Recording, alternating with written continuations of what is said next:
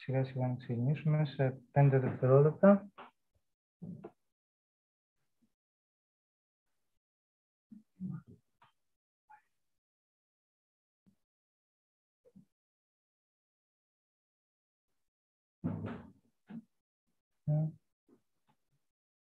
Λοιπόν, ναι κύριε Κοσμού, τώρα με την άδειά σας, είμαστε έτοιμοι να ξεκινήσουμε.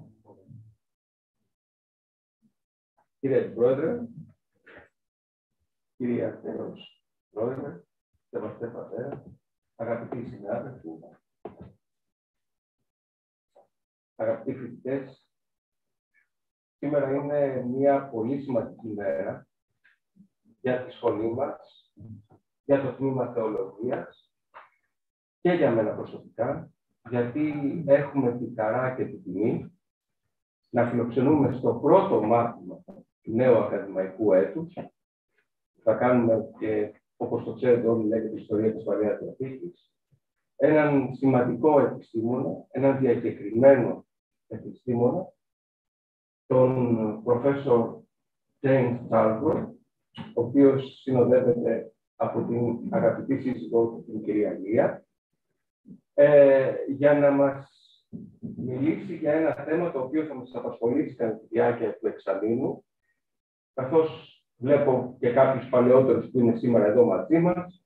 Ξέρετε ότι εξετάζουμε την περίοδο του Ηνωμένου Βασιλείου, της Ηνωμένης Μοναρχίας, οπότε στο επίκεντρο του ενδιαφέροντος τίθεται οι βασιλείς Σαούλ, Δαβίδ και Σολομών. Σήμερα, συνεπώς, το θέμα της εισηγήσεως, το οποίο θα μας αναπτύξει ο καθηγητής κ. Charlesworth, είναι εξαιρετικά επίκαιρο και θα έλεγα δεν θα υπήρχε καλύτερη εισαγωγή από την εισήγηση την οποία θα πραγματοποιήσει ο κ. Charlesworth. Χαίρομαι για την παρουσία σας εδώ. Θα παρακαλούσα να παρακολουθήσουμε χωρίς διακοπές ήσυχη όλη την διάλεξη και μετά στο τέλος θα μπορούμε να θέσουμε και ερωτήματα στον κύριο καθηγητή, ο οποίος θα μας απαντήσει. Θα ήθελα, αν μου επιτρέπετε, να πω και δύο λόγια στα αγγλικά, γιατί δεν είναι τόσο αυτό που κάνουμε τόση ώρα. It is an honor and a privilege for us, Professor Charlesworth, to have you with us today.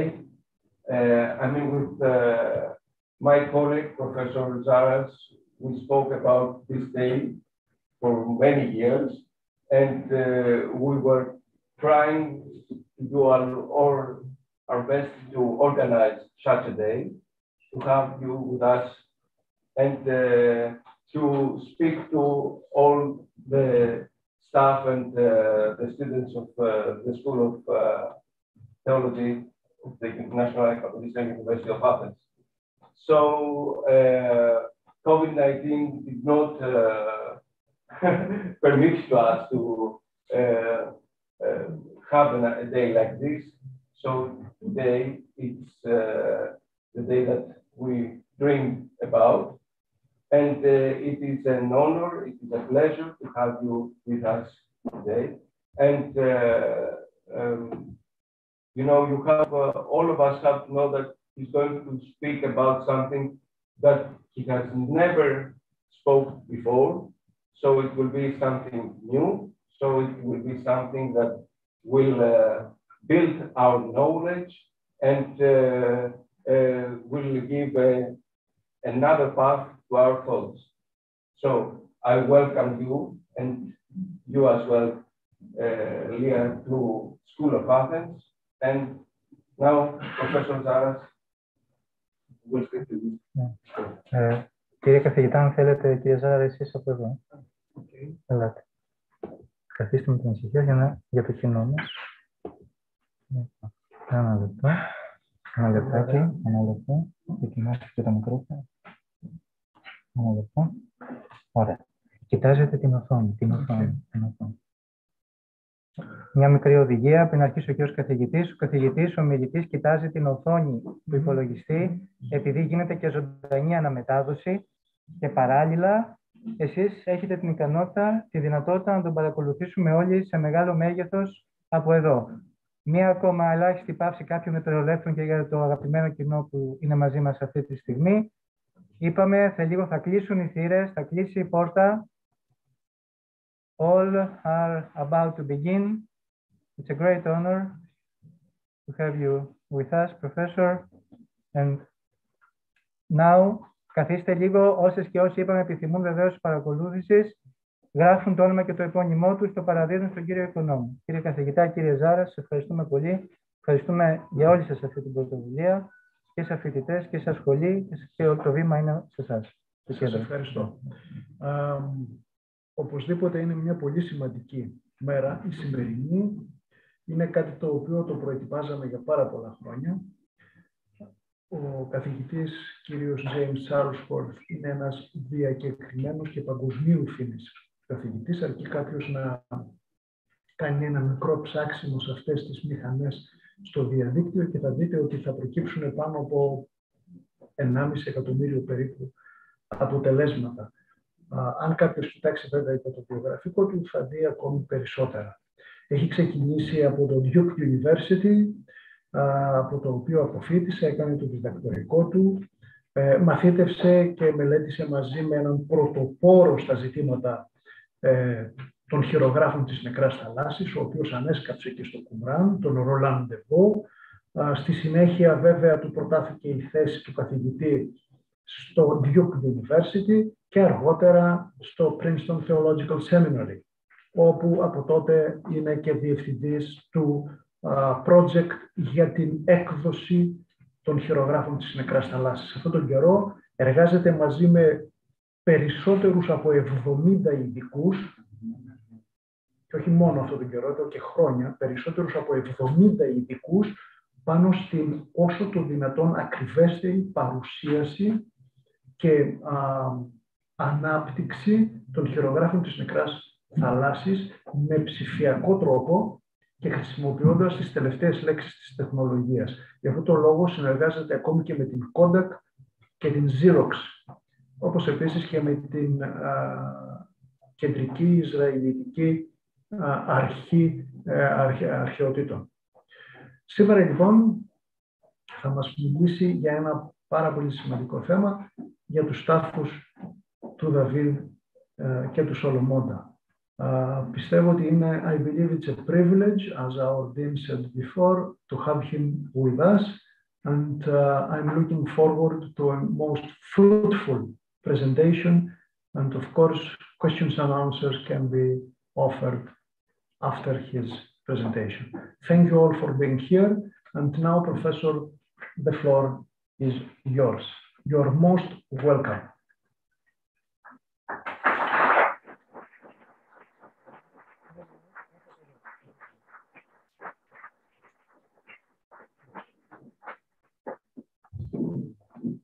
Dear Professor, dear Professor.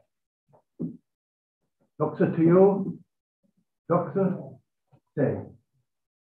I learned to say that in Santa Catarina.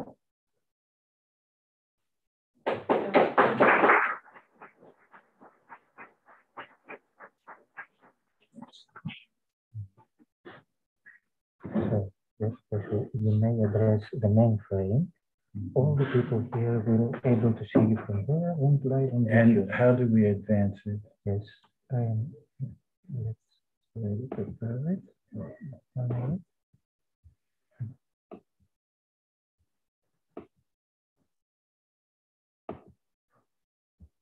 And we want to get this off. Of course.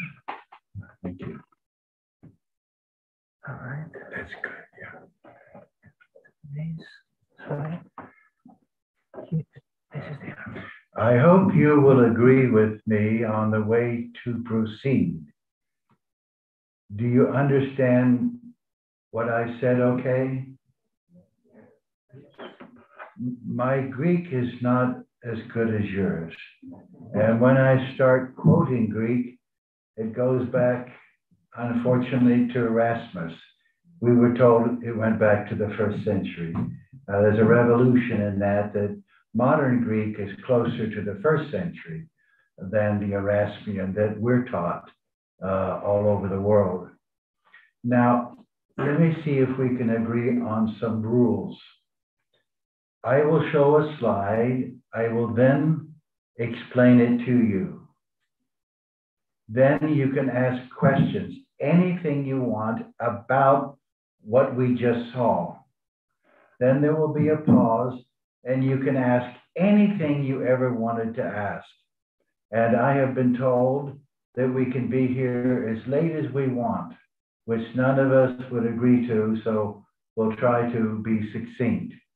And it's hard for me because I am excited to be here with you. Here is the conclusion before we begin. Where everybody is told that David and Solomon are buried is wrong. We have found where they are buried, and you will meet a man named Dan Bahat. He lectures all over the world, and when I go with him to excavations, they jump up and run to him. We're standing together, and they ask him to explain what they have found. So what I'm saying has his support. Now, I am a text person. I work on manuscripts, but I realized I needed to learn archaeology. So I dug all over the land. I dug at Qumran, En Gedi, Jerusalem, mainly 2 or 3 sessions at Nazareth, many times at Bethsaida.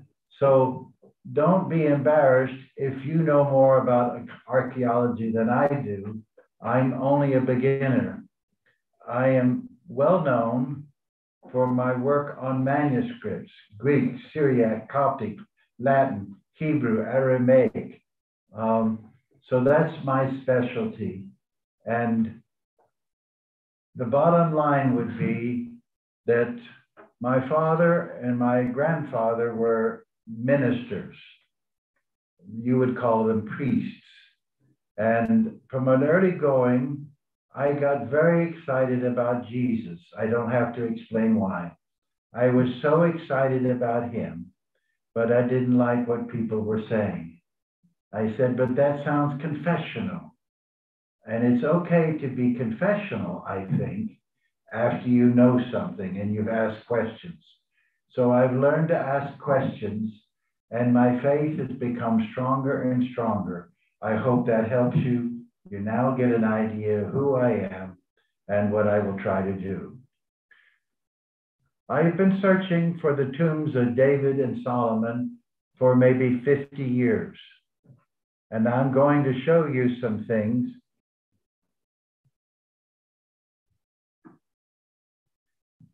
This is the popular nonsense. The tomb of King Solomon is a massive burial chamber located in the Atlas Mountains in Northwest Africa. Nonsense.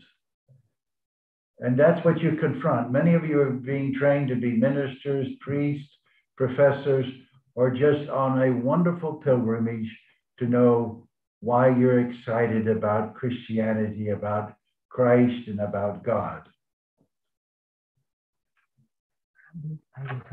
Okay. Are there any questions at this point? 1 minute. I will handle from here. To be more visible to the audience. 1 minute. I will handle from here. So.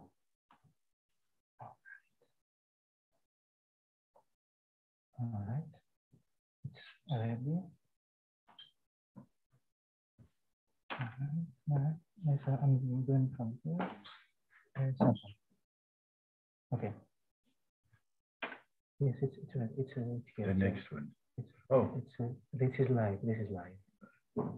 We dare not be so clear and dogmatic, because you and I use the inductive methodology and begin not with conclusions, but with questions.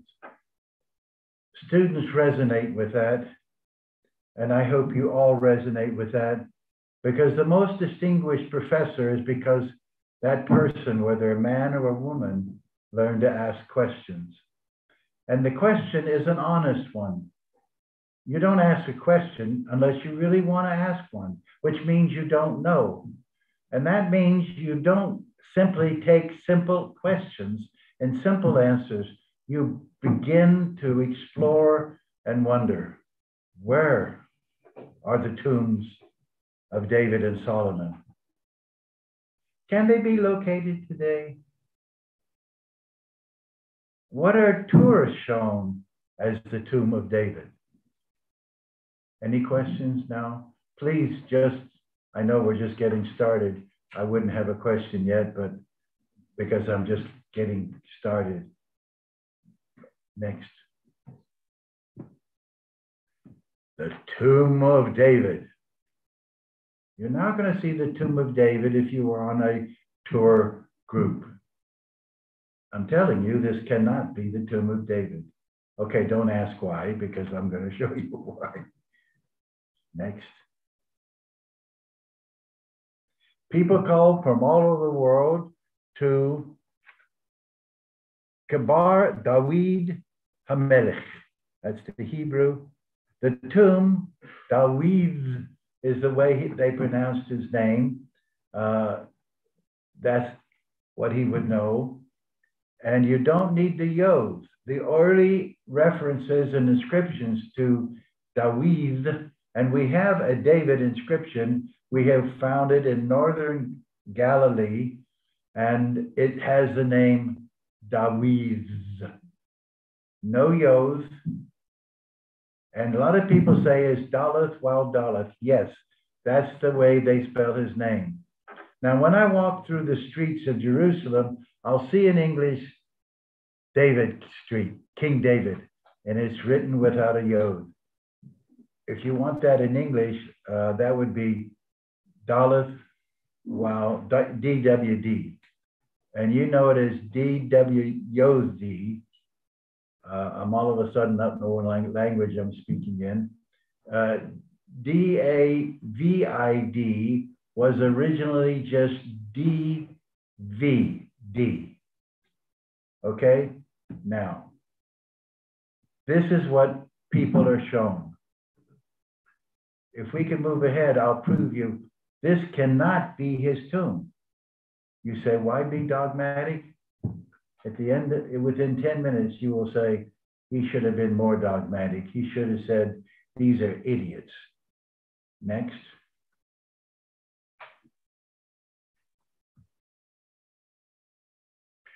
There you're looking at it clearly. Gavar David HaMelech, King David's tomb. Next.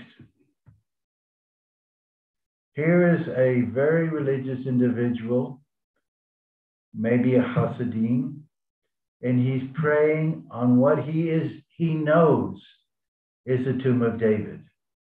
And people come from all over the world to worship there. King David cannot be buried there. I know you're beginning to ask, how can you be so certain? In less than an hour, you will be even more certain. Next. Protesters are gathering at King David's tomb on Mount Zion to protest the Catholic use of the site of Pentecost. Now, Catholic there means the Greek Orthodox, the Roman Catholics, the Protestants, everyone who worships God through Jesus. They're gathering there. Now, you can look at the ruins, and I can tell you those are Turkish. Probably most of you knew that immediately, the stones. Next. Okay, where are the tombs of David and Solomon?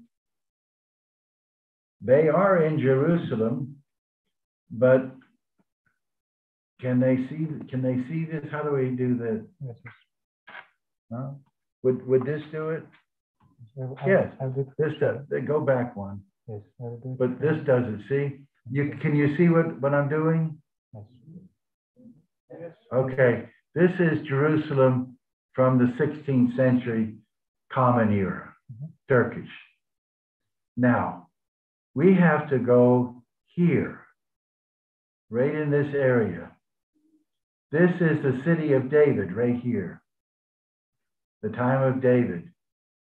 The tombs of the house of David go right into here. This is the tunnel of Hezekiah. This is the fountain gate. And this is the water gate. The city of David, that is the city that David knew, and Solomon is right here. So if the Old Testament, as it does, you're very patient, I'll quote it for you in a moment, has to be here, not in modern Jerusalem. Now, modern, we could say anything after, say, 1500. It's modern. We don't want to go up in here. This is where they're showing you the tomb of David. It can't be. There was time of David, none of this. In fact, during the time of David, there was no temple. You remember that. David had blood on his hands, but his son Solomon, the wisest man who ever lived, they said, he was able to build the temple.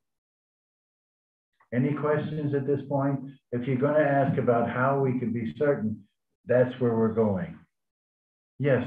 Do you know what actually is the temple that they go and confess and they pray?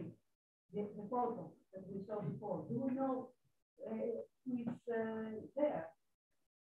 We don't know who is buried. It's a medieval tomb. Is that your question? It may be a very important rabbi. We do not know. It's just a beautiful tomb.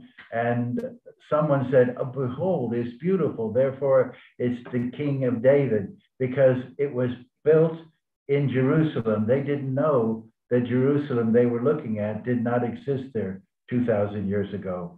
But for David, we have to go back another 1,000 years. Have I answered your question okay? I love the question. Yes, sir. The Christian tradition, the one that you actually sell, is it so arbitrary? Is it from the crusade? I mean, are the Christians so wrong to worship? I mean, to think that the tomb of David is in that day? I and no one has a right to tell anybody else what they should think or what they should believe.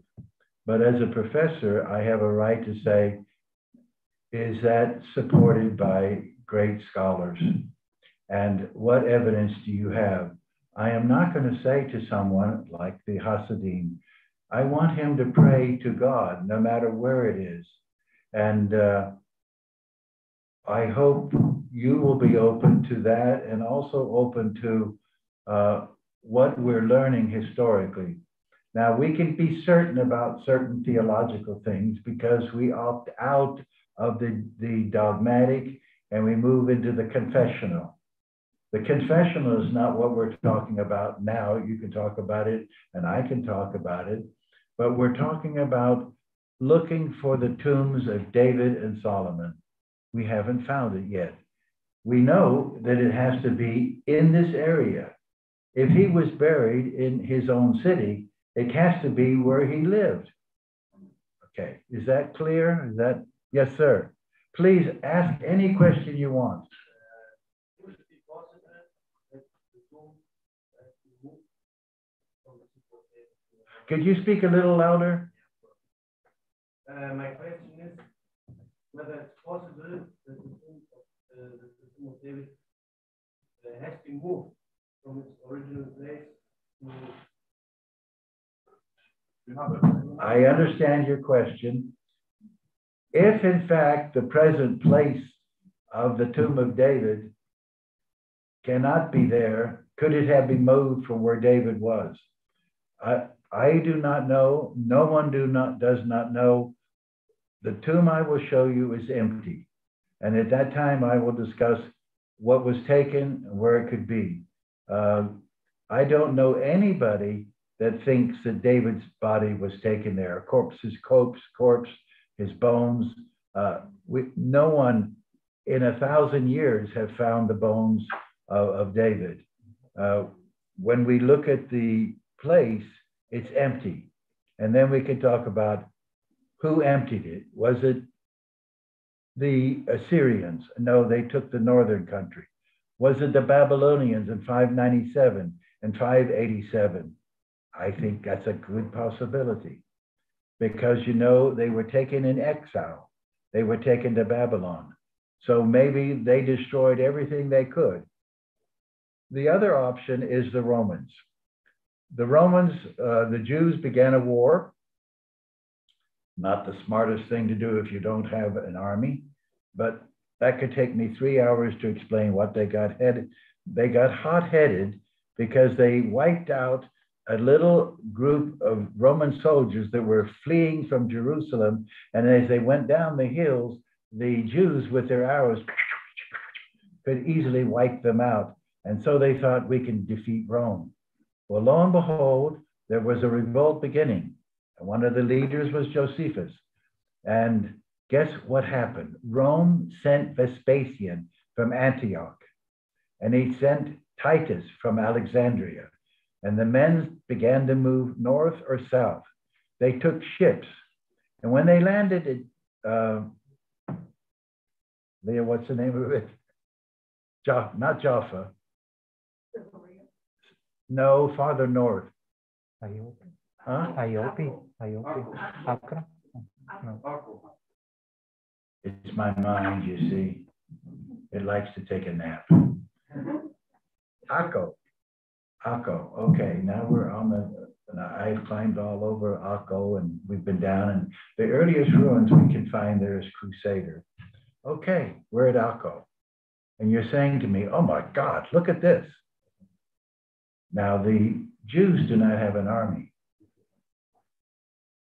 How many men do you think start marching through the valleys toward the Sea of Galilee? 60,000. How many lived in Jerusalem? We don't know, 35 to 50. We can have people in here that have said, we have been looking at all the statistics, we have measured it with, and how many people, we simply don't know. Maybe, but either of those figures is less than this army. And here they come. And Nazareth says, hey, we're with you. Sepphoris says, hey, we're with you. So the army that didn't exist, when they saw this, they disappeared. They all went to their own. So there's no one to fight now. So you have in 66 and 67 a conquest of Galilee. I'm not going to blow my nose.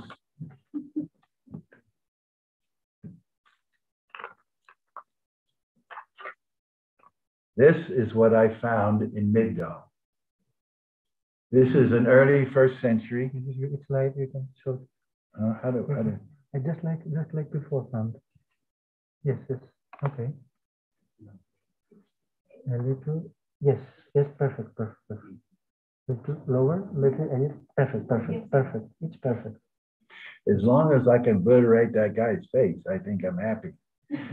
You see, it's a characteristic shard, which technical language, we can know exactly what kind of a pot it was from. And we know it's from the time of Jesus, and it's from Migdal. It was lying there where the archaeologists dumped it, and I have it to show with you. You can hold it. That's enough.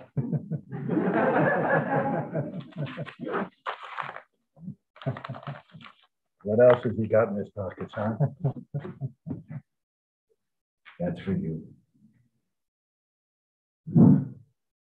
They moved down to Jericho. They took Qumran.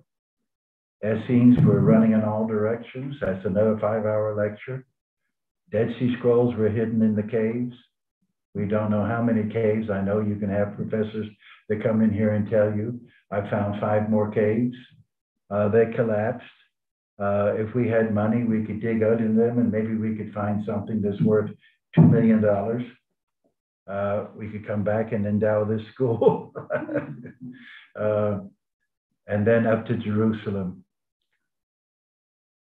In the last few years, as you know, in September of 70, Jerusalem falls. It was pretty bad before that. Now, if a Jewish mother had anything to love, it was her son. It gave her prestige and power. And the zealots began to smell, the zealots and the Sakari, these revolutionary warriors that didn't know how to do anything. They smelled something cooking. That smells good. And they broke in the door, pushed the door in. And the woman was sitting there and she says, I knew you would come because you could smell the meat cooking, I saved some of my son for you. And they opened the cabinet, and there was a half-eaten little boy. That gives you an example of how insane people were becoming. If you say, I will never go insane, okay, let's see how many days you can last without food. We'll keep you a little bit of water, and pretty soon you'll go insane. But this is a country now that's eating itself. And Jesus is quoted in the New Testament two ways: what he actually said and what his followers thought he said. And of course, he talks about no stone will be left upon another, they will all be cast down.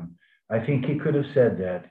You don't have to be clairvoyant or a prophet. Well, he was more than that, as you know, to be able to predict if the hotheads take over, there's no hope. We do know that the scholars were against the war. We also know that in September of 70, it was all over. There were no more Essenes. Christians had fled many directions and will continue now. Someone asked a question and I got lost, or I'm just trying to bring you into it. We'll go ahead now.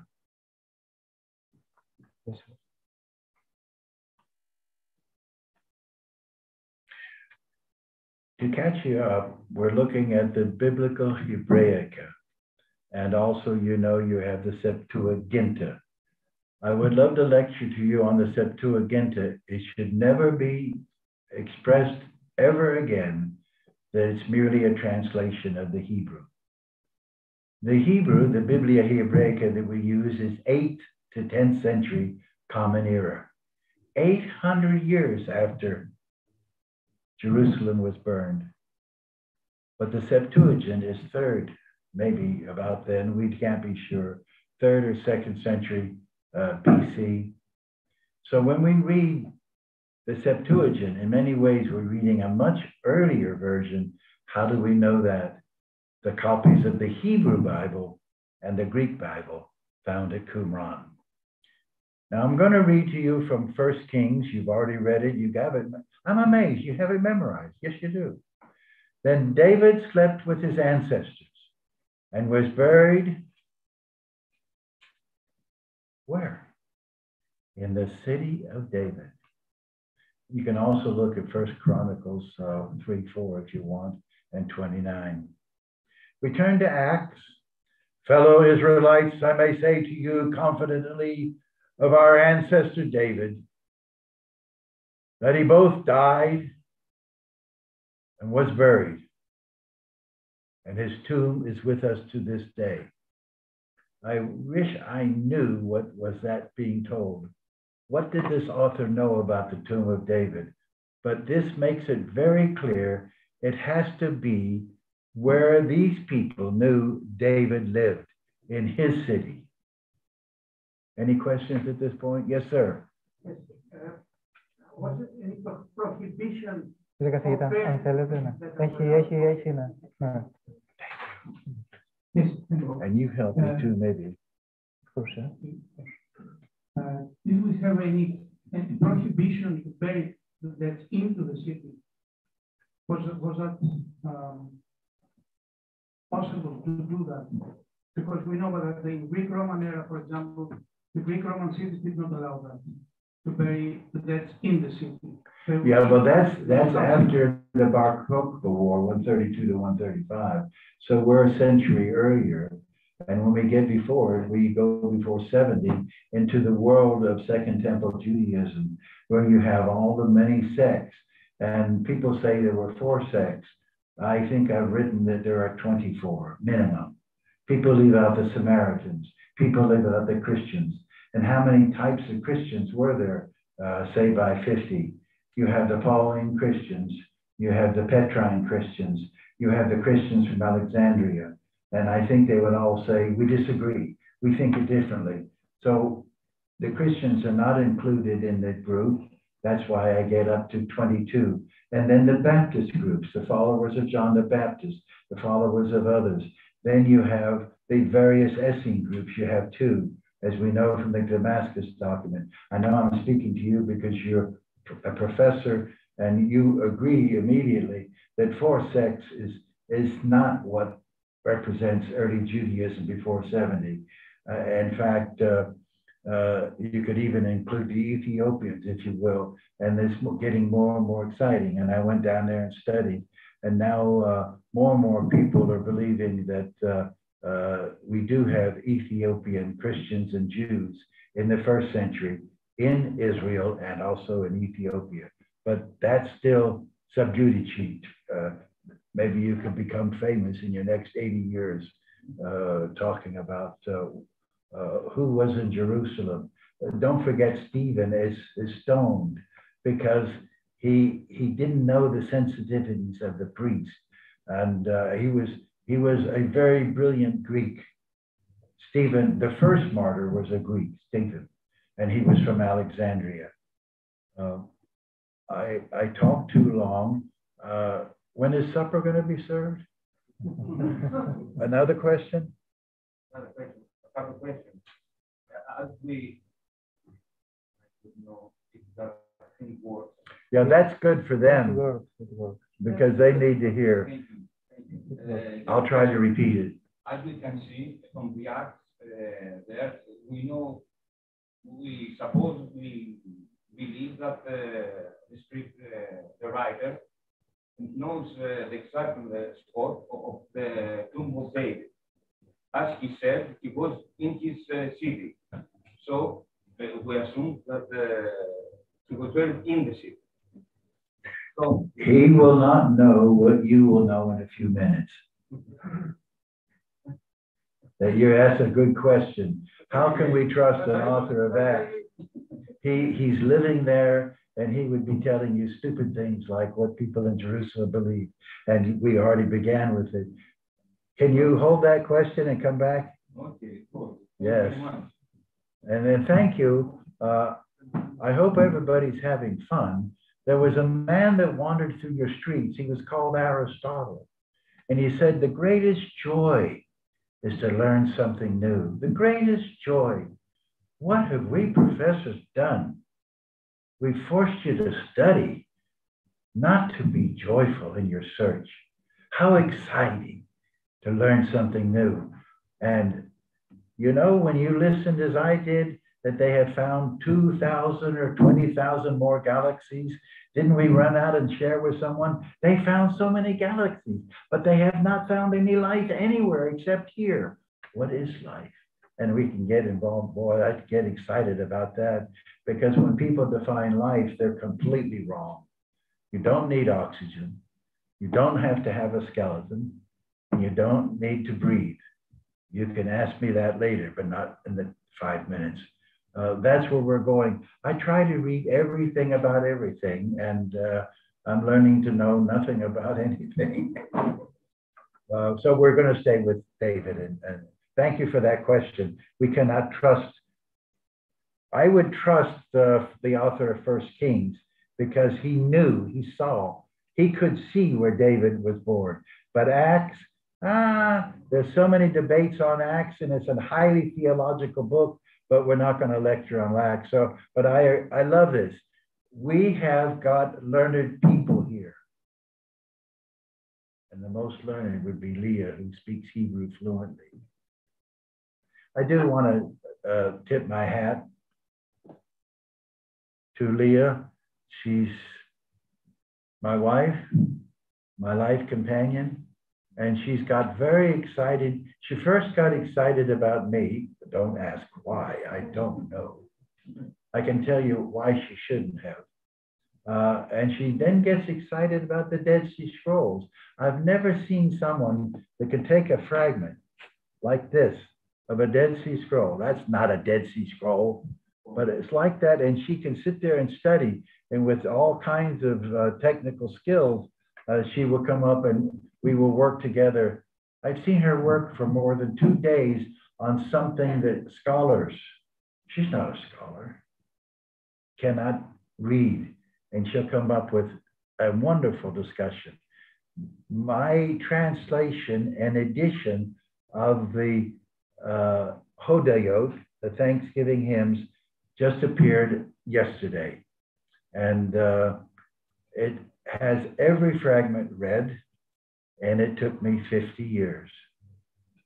If you're going to ask me what am I going to do in the next 50 years, probably you know better than I do.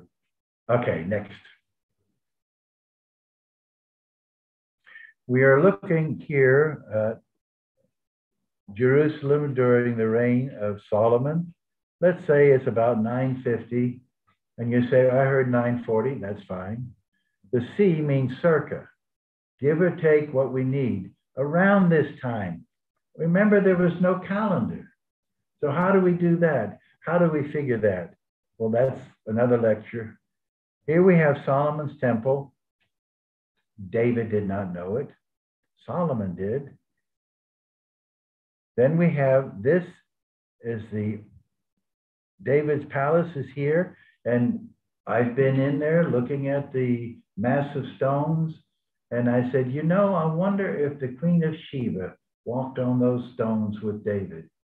And it used to be, we had fundamentalists that said yes, but they didn't know anything. Now then you had a period of negativity. We don't even know if David lived. And now you have informed, where Jews are becoming very much excited about what's being discovered. Now we're asking questions.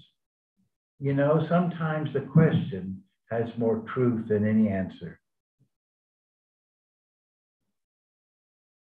It's in this area where David and Solomon were buried. But I want you to get an idea. I've been all over this. I've climbed around the Gihon Spring. I have walked through the Gihon Spring all the way down here. We can move ahead now. Yes, yes. Raymond Veal. I forget his dates, but I know some of you know precisely. Oh, 1874 to 1950. He was Jewish and a French archaeologist. There you see him. Next. This is Herschel Shank's argument. We'll hear about Simon Weil. You know what he looks like. Is this King David's tomb? The big archaeologist. He made 5 points. Let me go down through it. Herschel was my dear friend. He is up there with all the wonderful people. During the time of David, Jerusalem was situated on the eastern ridge of the city, south of the Temple Mount. I just showed that to you. That's obvious. Not modern Jerusalem. When we dug there, we have found amazing evidence of a wall before the 1st century, and then a little bit to the west, one that was placed there about 44. Now, why is 1st century 44? You know, I'm having editors now saying to me, we worked through your books again, and we changed all your references to 67 to 1967 because it's now a new millennium. I said, I meant 67. Oh, why would anybody be interested in 67? That's my specialty. So we have a nightmare going on, editors thinking that we mean 1967 when we talk about the time of Jesus. Of course, you know, he was born before 4, if we're right on that, BC. There's a lot of research going on. When did Herod really die? A lot of arguments are coming now to maybe the 1st century. But Jesus was born sometime in the 1st century BC, and he died around 30. People want to argue it's 30 or 33. Okay, good. I wasn't there, and I didn't have a watch. And people say, well, there weren't watches there. Oh, I didn't have a calendar. Well, there weren't calendars there. Oh, okay. Number 2, while ancient Israelites believed corpses were impure, royal burials were exception, which means David and Solomon, in their period, 10th century BCE, was at a time when you didn't have impurity. The Bible states that the kings of Judah, David through Ahaz, were buried within the city of David. That was amazing, because when I show you the tomb of David, no one has broken into it. When I show you the tomb of Solomon, someone made an entrance. Why would they do that? Now you know why. to put subsequent kings in there. Nehemiah suggests that in his day, the royal tombs were in the southern part of the city of David, Nehemiah 3. Fifth, the proposed site of David's tomb correlates with Nehemiah 3. So it used to be 100 years ago, you started with the Bible, and then you tried to find archaeology that would prove it. I've had to write many books on archaeology and biblical faith. If you have biblical faith, you don't need to be proved by any research. You either have it or you don't. Why do we have archaeology? Archaeology is a scientific exploration. And then the Bible evolves over the many centuries. It began long before there was writing. What is the earliest writing in Aramaic and Hebrew? 850 BC. But what about David? It's before that. What about Joshua? It's before that. Now we can talk about the longevity of the oral tradition, but I see that I'm taking up the whole day and we have to move ahead. All right, I can't take the time to do it, but you can ask a question and you can say it this way. Why is oral tradition more accurate than written tradition? Someone will ask that. Next. I'm kind of cutting questions out because I rented a helicopter and I flew over Jerusalem. We went around this way and I wanted you to see the Kedron Valley, where the Hinnom Valley comes in, and the Tyropean, which is here, pretty much filled up. But this is the temple today. You can all see it, and you can see Solomon. No, that's the Shara Sharif, if you know Arabic, the Dome of the Rock. And this is a beautiful temple. These are mosques. And this is what we're going to be looking at. This area here, and don't ask me, how do I know that? We're just looking down from a helicopter. What is this? We know it's south of the temple area. Now that's not the Solomonic temple. That's the temple extended by King David. He extended it from here down to here. He extended it from here out to here, and he extended it somewhere in here. So we have found a stone here that we know is almost 600 tons. Now you could quote me as saying 570, 575, but I said almost 600. You can memorize that. How did they move that stone? The heaviest stone in the pyramids is about 35 tons. Oh my goodness. How do you move a stone that's almost 600 tons? I love to take people there, and you can see them down at the end. They're about this tall. And then you see the stone coming all the way to where I'm taking a picture. How did they get it there? Well, that's another question. I can answer that precisely, but it would take an hour. And you see, this is a problem we have. There's so many exciting things to share with you. That's why I showed this to you. But when I do, I realize I want to share with you another thought that comes to mind. I love you guys. I feel the warmth, and I can hear you nodding, and two of you just woke up. Welcome back. Now, we are outside the walls. This is not the wall of Jerusalem. It's just a retaining wall. The wall of Jerusalem used to come down through here. Did the Babylonians destroy it? Did the Romans destroy it? We're not talking about that, Charlesworth. What's that? The tomb of David. Well, then what's that? The tomb of Solomon. Where are they? Just inside the ancient wall. And I spent a while trying to find out which is David's. Aha. There are about 8 reasons I know it's David's. His was placed first up against the wall, which is around here, as far east as you could go. We don't know why there, but you would put it as close to the wall, and then you would build his sons farther to the left. But look at this. I know you can't see it, but you can. There's a little opening there, and that's how you would get into the bottom of Solomon's tomb, which proves me it's Solomon's. Next. I never met this guy. It's Dan Bahat, and I know her very well. She's on the front row. Oh, you're still there. We're looking for the tombs of David and Solomon, Charlesworth, Dan Bahat, and Leah Berkous. If you want to ask her anything, you can. She can answer you in modern Hebrew or Aramaic or Arabic or English. I hope you like that picture. Dan Bahat is the archaeologist premier of Judea and Jerusalem.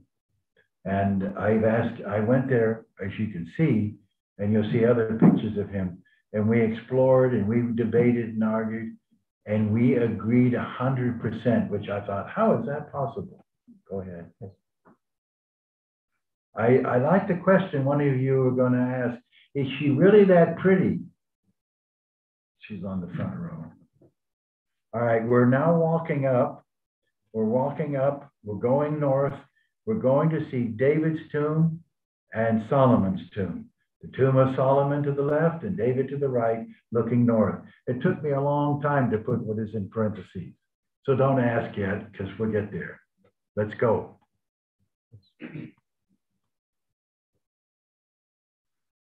Okay, we're making our way. You can see these cut steps that lead up to David and Solomon's tomb.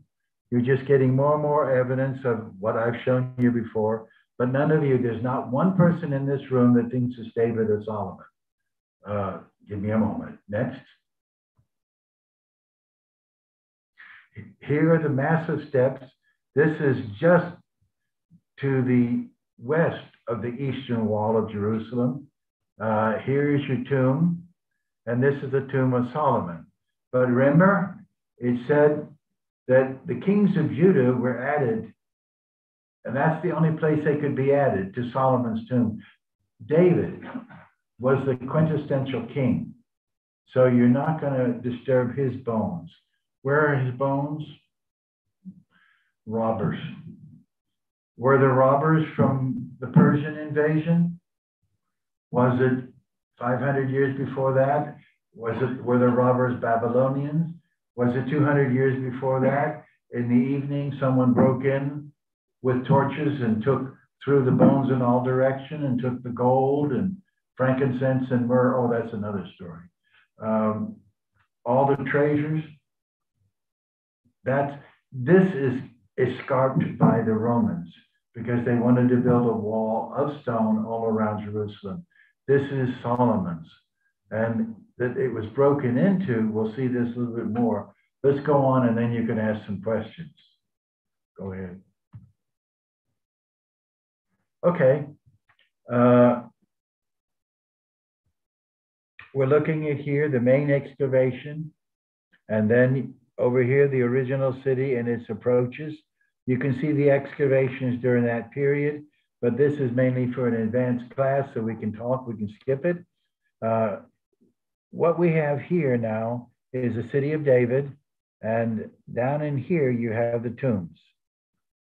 We're looking north, so you get an idea, the Kedron Valley, the massive wall, and then the city of David.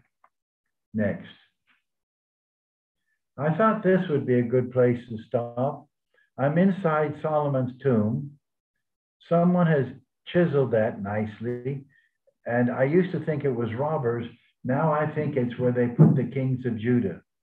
Let's go to the next one, and I think you can really begin to ask questions.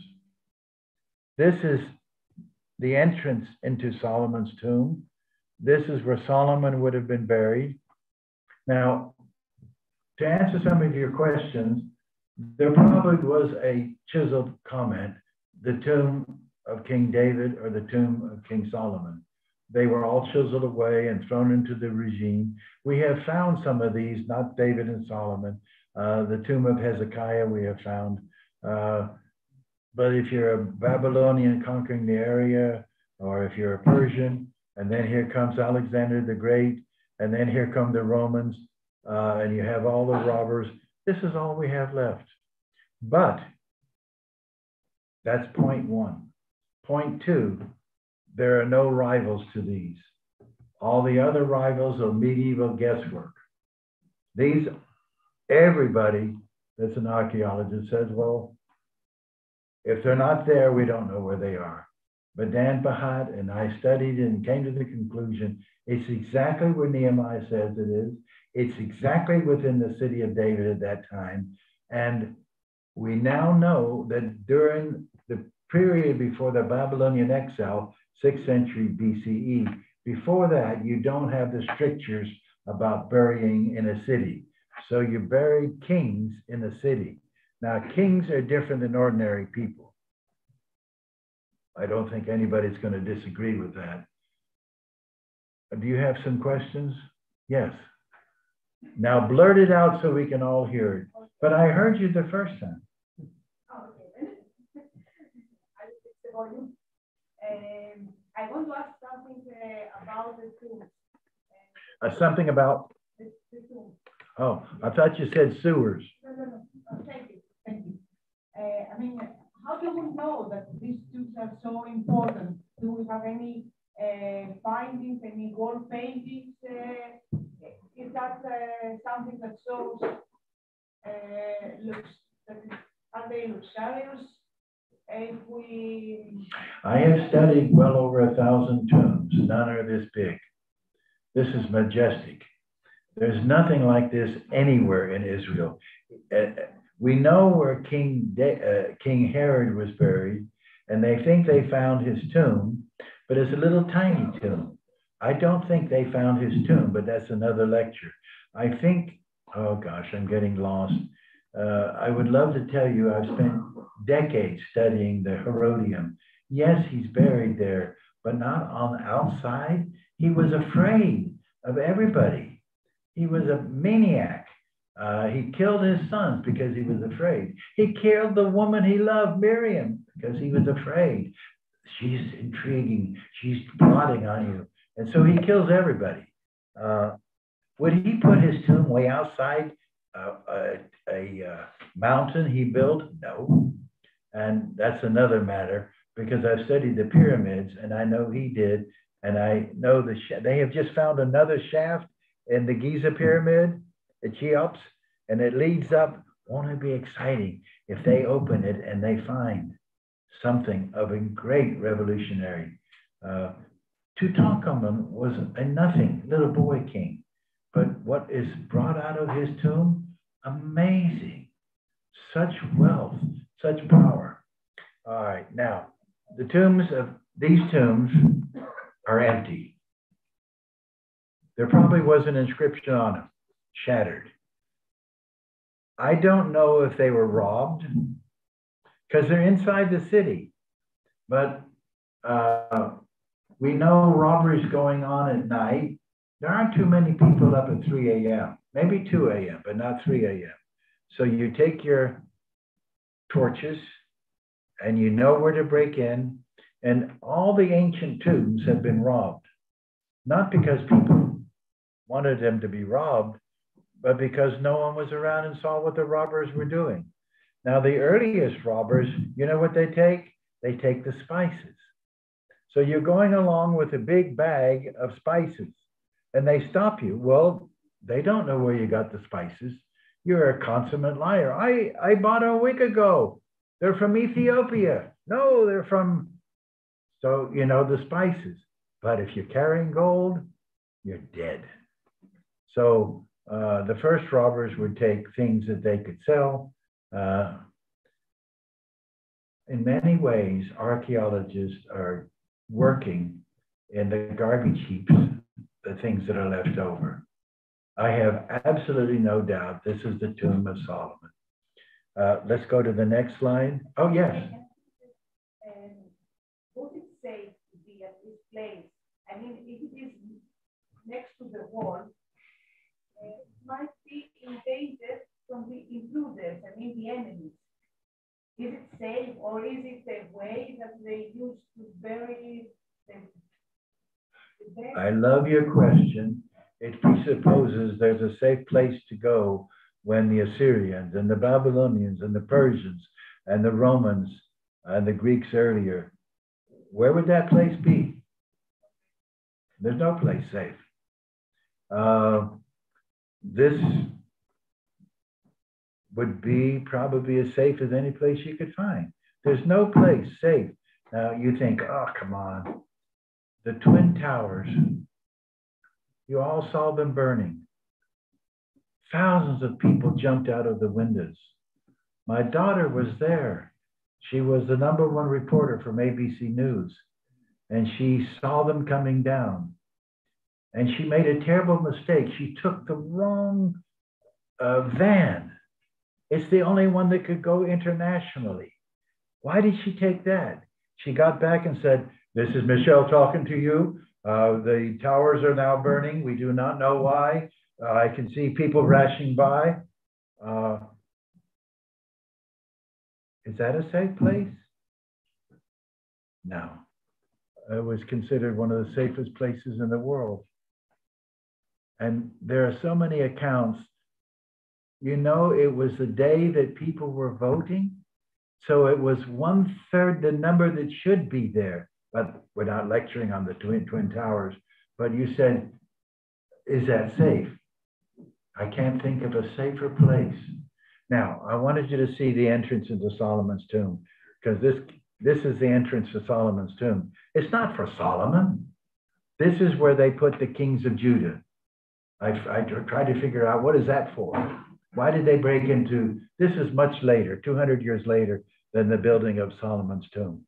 I guess I answered you that we have a way of dating tombs because of the chisels that were used. The chisel marks make this 10th century, okay? You say, well, I don't believe anything you say. Well, I think you're getting intelligent. Yes, you had a question. Yes, I have a question. About the direction. You said many times north. It's very common. It's something, a ritual or something. And something that impressed me very much is the size of the interior and the exterior of the tombs. As we can see, the tomb of the son is bigger than the tomb of the father. That's, according to me, this is very strange because, as we know, before they were dead, they had the opportunity to pick their tomb. So he just didn't choose this tomb by accident, or someone else choose this tomb from him. So he was 100% his proposal to use this tomb. Okay, you are certainly right. The tomb of Solomon cannot be bigger than the tomb of David. Maybe I didn't say it clearly enough, but it was extended to the south, and that's why I'm showing this.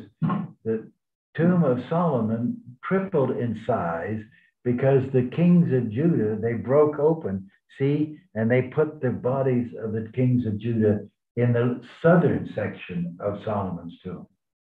You help me clarify that. Okay. Thank you. Sorry.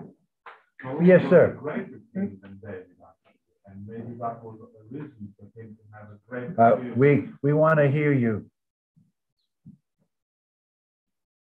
Solomon was a greater king than David in many ways, so maybe he's still greater than that of his father. What you're doing is getting into the mind of the people that lived during the time of Solomon. They knew Solomon. Would they think Solomon's greater than David? As tradition develops, David becomes much more powerful, but that's tradition. And he becomes then the one from whom the descendants of David. But then you would say, well, the descendants of David are the descendants of Solomon. So I love all these questions. Remember, I can only share with you our best attempts to better understand these issues. This is a very intelligent group. And if you're a student here, you should go to the dean and demand that they triple the cost of studying here. And next.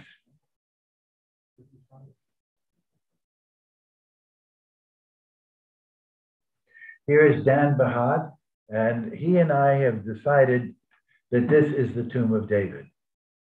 Now, Dan Bahad is one of the most brilliant and knowledgeable archaeologists that has ever lived for Jerusalem. You can buy his thick books, but I like to involve him. You see that mustache? Some people think he can fly, but those are not wings. He's quite a man. He's colorful as can be, and he's very humble. But it's really amazing. He knows things that no one else knows. So when I came to the conclusion this is David's and did not share that with him, I said to him, which do you think is David's? He says, this one, because it's built by the wall. You can't build outside the wall. You wouldn't build inside the wall and leave a place for Solomon. You would build yours as close to the wall, and he wouldn't think about burying Solomon. Then Solomon would be close to his father. And then maybe, we don't know, maybe it was extended to the south for the other kings that would die. Let's move ahead, because I'm sure at the end you want to talk about how many of people from the flying saucers helped build these. Next, go ahead. All right, there's John Hoffman. John Hoffman is a wonderful man. He's discussing the tomb of David and Solomon with Dan Bahad. All of us concurred that this is David's and this one over here is Solomon. Now, John, for over 2 years, was the strongest man in the world. And he is a minister and a multimillionaire. He's done a lot of things that are very exciting. And one day, when I was in Old Jerusalem, an Arab started pushing me around. Well, I thought I could clean his clock. That's an American euphemism for I could take him down, which is also an American euphemism. I could take care of myself. All John did was take 2 steps and he ran like hell. John is one powerful hunk of manhood. Next. Okay, I got this for you. This is the tomb of David. You can study it just as well as I. One is from above, the depression for the body or the sarcophagus, and the lower chamber. And then beneath it, you have not the vertical, but the horizontal. And you can read that just as well as I can. And I did climb back and saw where the body, of course, is the corpse of David would be put. It's a very small little area. And that kind of depressed me. How come the burial place for David can be so tiny, but the whole tomb was quite large? Next. Now, how do you know where we are? We've left the tombs of David and Solomon. Most of you know, if you've been there, where the Pool of Siloam is, and it's near the tombs. The Pool of Siloam, I was there when they were beginning to excavate it. I know Leah was too, and we were astounded. One of the sewer pipes broke, and they began to repair it, and they found steps. They knew these were an archaeological treasure, so they stopped the work, and lo and behold, they found the Pool of Siloam. They did not know where it was. I would love to raise money from the Greek Orthodox Church to enable us to expose the whole Pool of Siloam, because it's the Greek Orthodox Church that owns that territory. Wouldn't that be amazing? The University of Athens, working together with the Greek Orthodox Church, has exposed where Jesus taught and where people went to cleanse themselves before they could go into the temple. What you're looking at has not been seen for 2,000 years, because this was covered over during the War of 70. Come and see what the Greek Orthodox had given us. I forget that date. When did we make that announcement? We have to dream, but You know, it would be so easy to get the Greek Orthodox. The Greek patriarch and I are very close friends, and I hear that in Athens they were about to honor me, or they are going to honor me. I don't. So there's a wonderful relationship we have. Can't we somewhere in the world raise some money to find what this looked like in your lifetime, in my lifetime? And find what is farther to the south. That is, what is down here. They just were exposing this, but look at these massive steps. Now, if we had 2 days, I would explain it to you. You have the steps down and then a platform. Why? Because the water recedes. Now, the old man could not get down into the water, and he had a man help him. But here's where you would stand because the water would come up to here. You had to immerse yourself. Baptism and mikveh, those are two developments, but we can't lecture on that. It was full immersion and purification. And there's a relationship, of course. The best mikveh in the world is the Jordan River because it's Mayim Hayim. Oh, Udor So'om, speaking ancient Greek, living water, Udo So'om. Isn't that the last one? No. Oh, I know we're at the end, but this is the so-called Holy Land. And we have the Mount Hermon, which is the highest mountain in the Lebanon range. It comes down into the Hula Valley, which has been drained. Disaster. They're trying to bring water back in. The Sea of Galilee, which they are draining, which is such a nightmare. And this used to be a rushing water, but they've been taking so much water out, Jordan and Israel, that there's only a trickle. When I go down where John the Baptizer, I don't call him John the Baptist, that's not his last name. He was known by his activity, John the Baptizer. John the Baptizer was working here. Jesus came down and joined him and was his disciple for how many years? What did your professor say? 1 year, 2 years? No one knows. And finally, when Jesus left, 2 of the disciples went with him. One was a beloved disciple. And then he crossed and went up into Galilee and began to proclaim the coming of God's kingdom. Hey, Basilio tu Theou, the kingdom of God. Now we're looking over here at Jerusalem.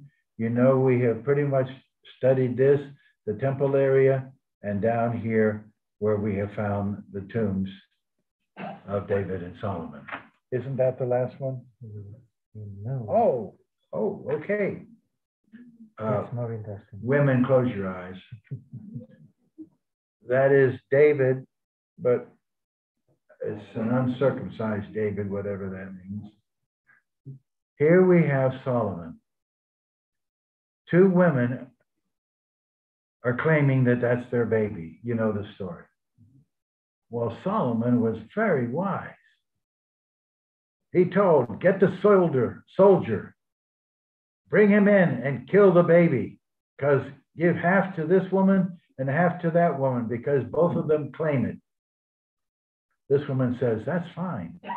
Now, this is the evil woman. Her baby died.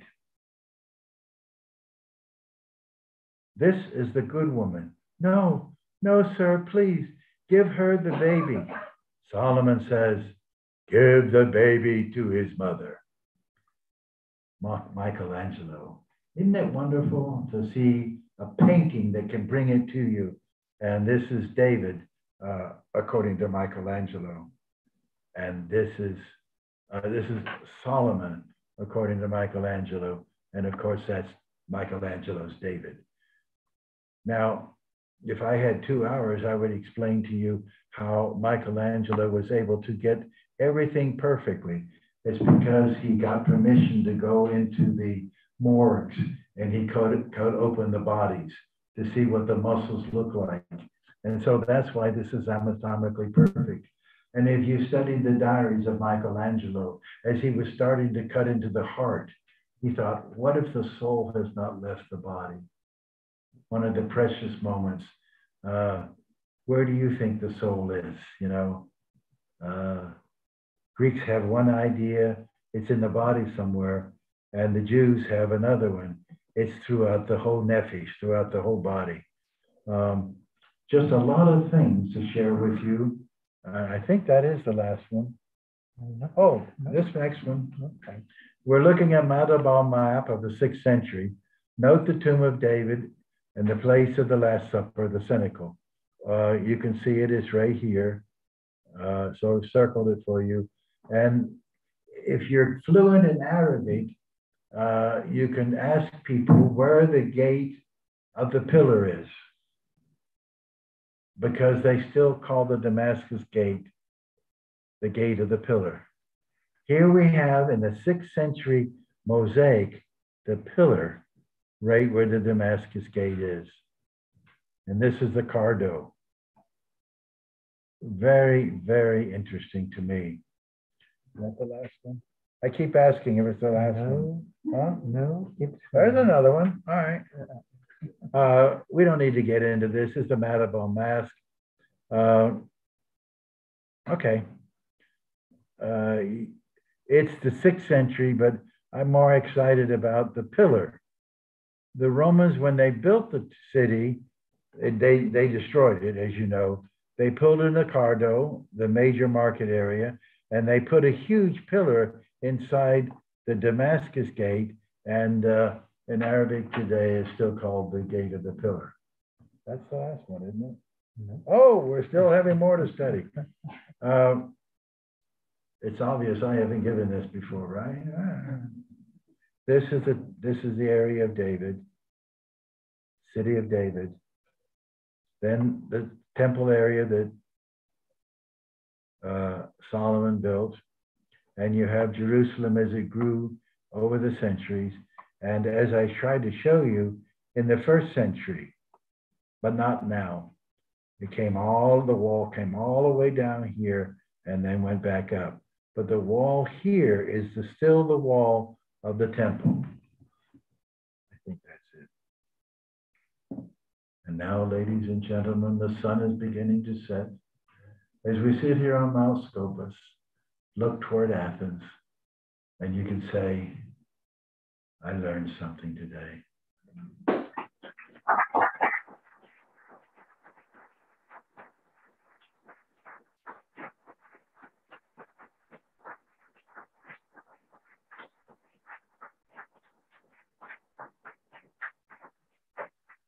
Now we get to the question and answer period. I think I ask the questions, don't I? And they answer them? I know both of you are going to ask the first question, and we need a microphone. And they can speak in any language they want as long as I can understand the question at the end. And thank you, I see your faces. It's the most exciting thing to learn something new. And you've learned something new today. And as I talked, I learned something new. What I get excited about is when I preach or lecture, I learned something I never knew. I'd like to thank you, Professor, for this exciting lecture that you gave to us. But my question will be provocative. I would like to ask you, did David and Solomon really existed? So, what are we talking about? He's asked a question. How can you sit there and claim to be a professor and come to the absurd question or conclusion that David existed? He never existed. Well, look at the mosaics. He plays a harp. He's just a magical figure. Okay, as legends developed, of course, David and Solomon developed incredible stories. But we have been excavating, and we have found an inscription in northern Galilee, and it refers to Beit David, the house of David. It's from the time of David, or if you needed, 73 years.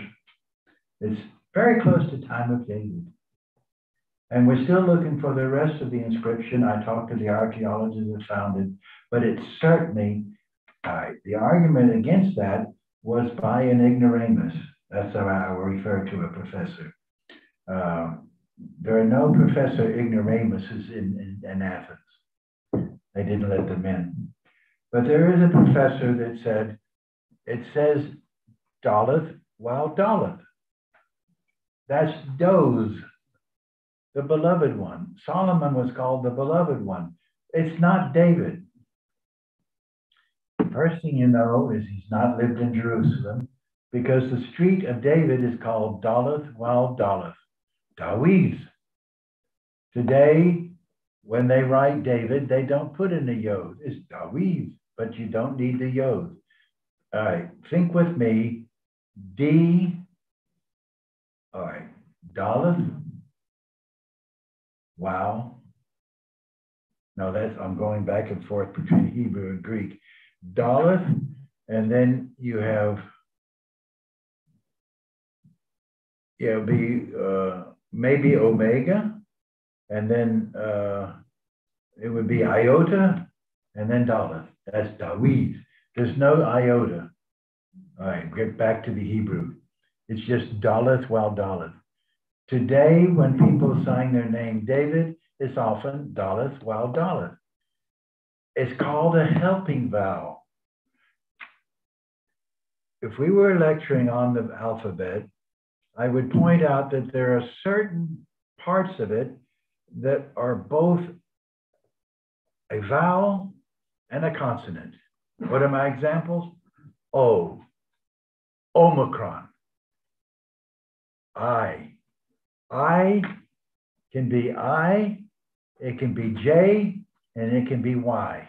You know that. So Greeks know that better than Americans do. So when you think about David, you don't need a helping vowel. The Yod is a helping vowel. Daleth while Daleth is Dawiz, as well as Daleth while Yod Daleth. Eventually, let's say about the 3rd century before the Common Era, of course, we would say before Christ. But if we do that, people say, I can't trust you, you're confessional. So we say BCE. And for a long while, I resisted it because I thought it was anti-confessional. And then I realized if I could communicate, then I say BCE. And I can say before the Christian era or before the Common Era. And I can say CE, the Christian era, or the Common Era. No one knows, not even me. So I hope this is helpful. I think I've answered part of it. Also down in the Shephelah, we have found evidence of what we think are David's tax stations. You don't use mathematics. In other words, one person can have an idea and that person is right, and 1,000 people disagree and they're all wrong. You know that. But I hope you don't forget that point. But every knowledgeable archaeologist, there are a lot of people, okay. All right, every knowledgeable archaeologist knows that David and Solomon existed. We know that the myth develops. But you take Jesus, for example. There are many people say he couldn't have existed because no one was ever born of a virgin. And today, people can confess that without believing it. That is, historically. The virgin birth is not really telling us much about Mary. They're telling it the origin of Jesus, that it was perfect. So it's a way of celebrating Jesus.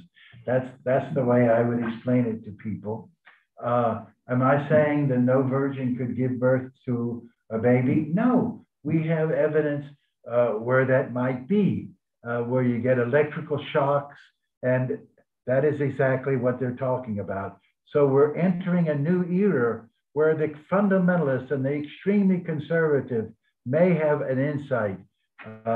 But when you get to Jesus, you know, did he raise the dead? Did he walk on the water? what is history and what is certain. Tomorrow I'll be talking about the only thing that I know is certain. It's not that I'm speaking to you. I tend to believe that. But the only thing I'm certain about is that God raised Jesus from the dead. I didn't say Jesus rose from the dead. That was, if you study ergerthe, it's a divine passive. Ergerthe, how do you say it? It's a passive. It's a divine passive. Because if you have he was raised, it's a passive. The verb says ergerthe, he was raised. Who is he? We know that, Jesus. Who raised him? We know that because it's a divine passive. He was raised by God. That's the early confession.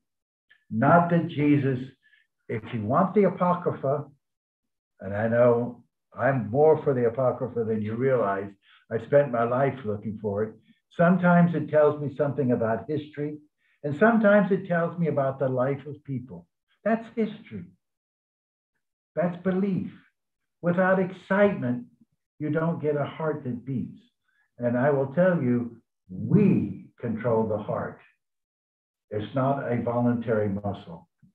I found that I can race my heart up, and sometimes when they come to check me, I slow my heart down. They say, we can't get a pulse. We can do that. You say, no, I never did. When you're reading a book and you get excited, whatever reason, your heart starts to beat. It is not involuntary. We tell the heart to beat, but we have to do it so constantly, we forget it. And I think it's very interesting, but I could give you many examples in which I know that be true. I don't know what that has to do with anything, but I thought it was pertinent to what we were talking about, which I now forget. Is that helpful? Yes. I am pleased that there are people, and you said it, let me be the devil's advocate. I don't know any archaeologist that's reputable. All right, now why would people write a book?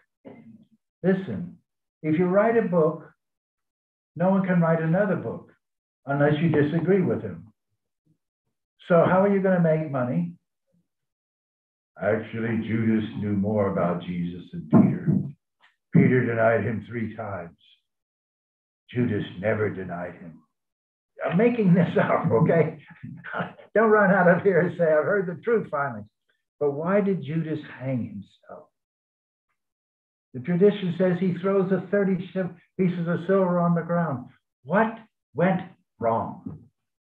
In my biography of Jesus, oh, I can't refer to that. It's too long. You can push me on that. No. I just made that question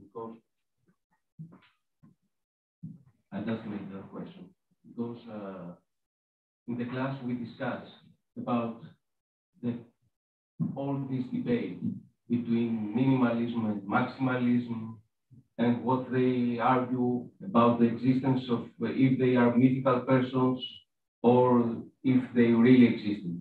So the students of us, I mean, all the students here that come from the years, they are not fresheners, they are in the 2nd or the 3rd year of their studies, know this question. So they have already faced this question and they know the answer. Because you have in front of you a conservative scholar who has the same opinion with you. So that's why I'm saying that it is very interesting. But when we build the knowledge, we have to ask provocative questions in order to build it. Absolutely, yes. Wait. See, one moment, please. It's amazing that about an hour before before we come here at the school. And can we hear me now? Now we can. Okay.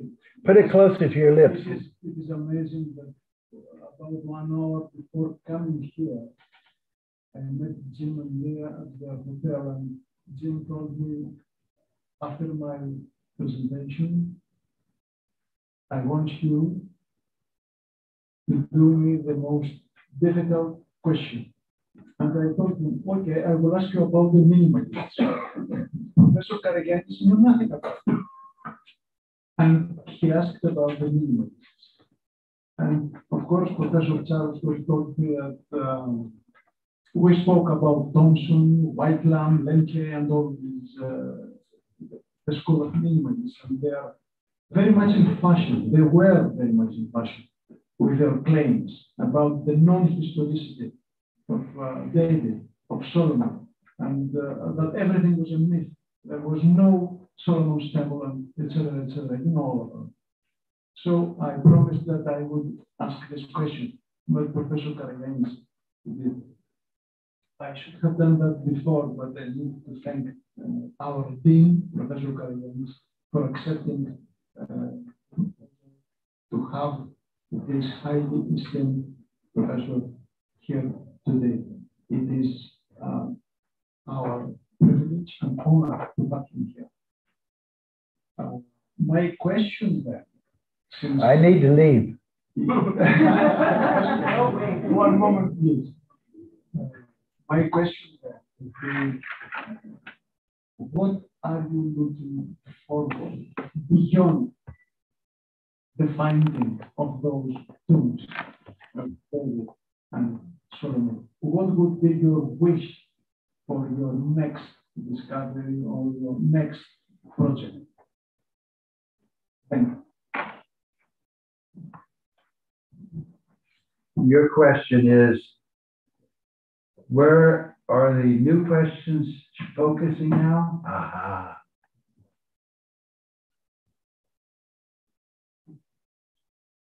Cave 1 was found by the Bedouin. You know what they found? Smelly old leather. So they began throwing it. Each one is worth $25 million. They're all over the ground. And I spent a lot of decades with the Tamar, you'll see where this is going, Tamar Bedouin. And what did you do with the leather scrolls? Well, we tried to repair our sandals. And I said, where did you put the old sandals? I'll buy one for 10 shekels. $10,000. A little fragment like this goes for, like this. Little fragment that size goes for $600,000. How many sandals would you like to find? And what's in those? Okay, now we go through all the caves, and actually, cave 1 was found by the Bedouin. Over 77 manuscripts were found in it, but they're in little pieces. Then you have cave 2, cave 3, and cave 4 is 2 caves, 4A and 4B. Then you have cave 5, then you have cave 6, then you have cave 7, 8, 9, and 10. From cave 4, we have only 10,000 fragments or more. But I have done my research, and I found that 2 scrolls found in cave 4. Well, this is being recorded, isn't it? Yes. Oh, I'm in trouble. I did my research. I have to be careful because this is all secret. And it becomes obvious that 2 scrolls had made their way to Damascus. So I guess where I hid. And I talked to John Strugnell, and you have to be careful, you want to say before he died, because a good student would say, what conversation did you have with him after he died? Because if you say, I talked with him before he died, the presupposition is you could talk with him. So before he passed away, he said, what have you learned? Now, we were members of a very secret society, which was the Dead Sea Scroll original team of the American Schools of Oriental Research. And since I brought this to them, I can share it. I cannot share what they told me. But unfortunately, what I know will go to my grave. And then you can excavate it. No, I'm not interested in the bones. I'm interested in the information you get in them. Okay.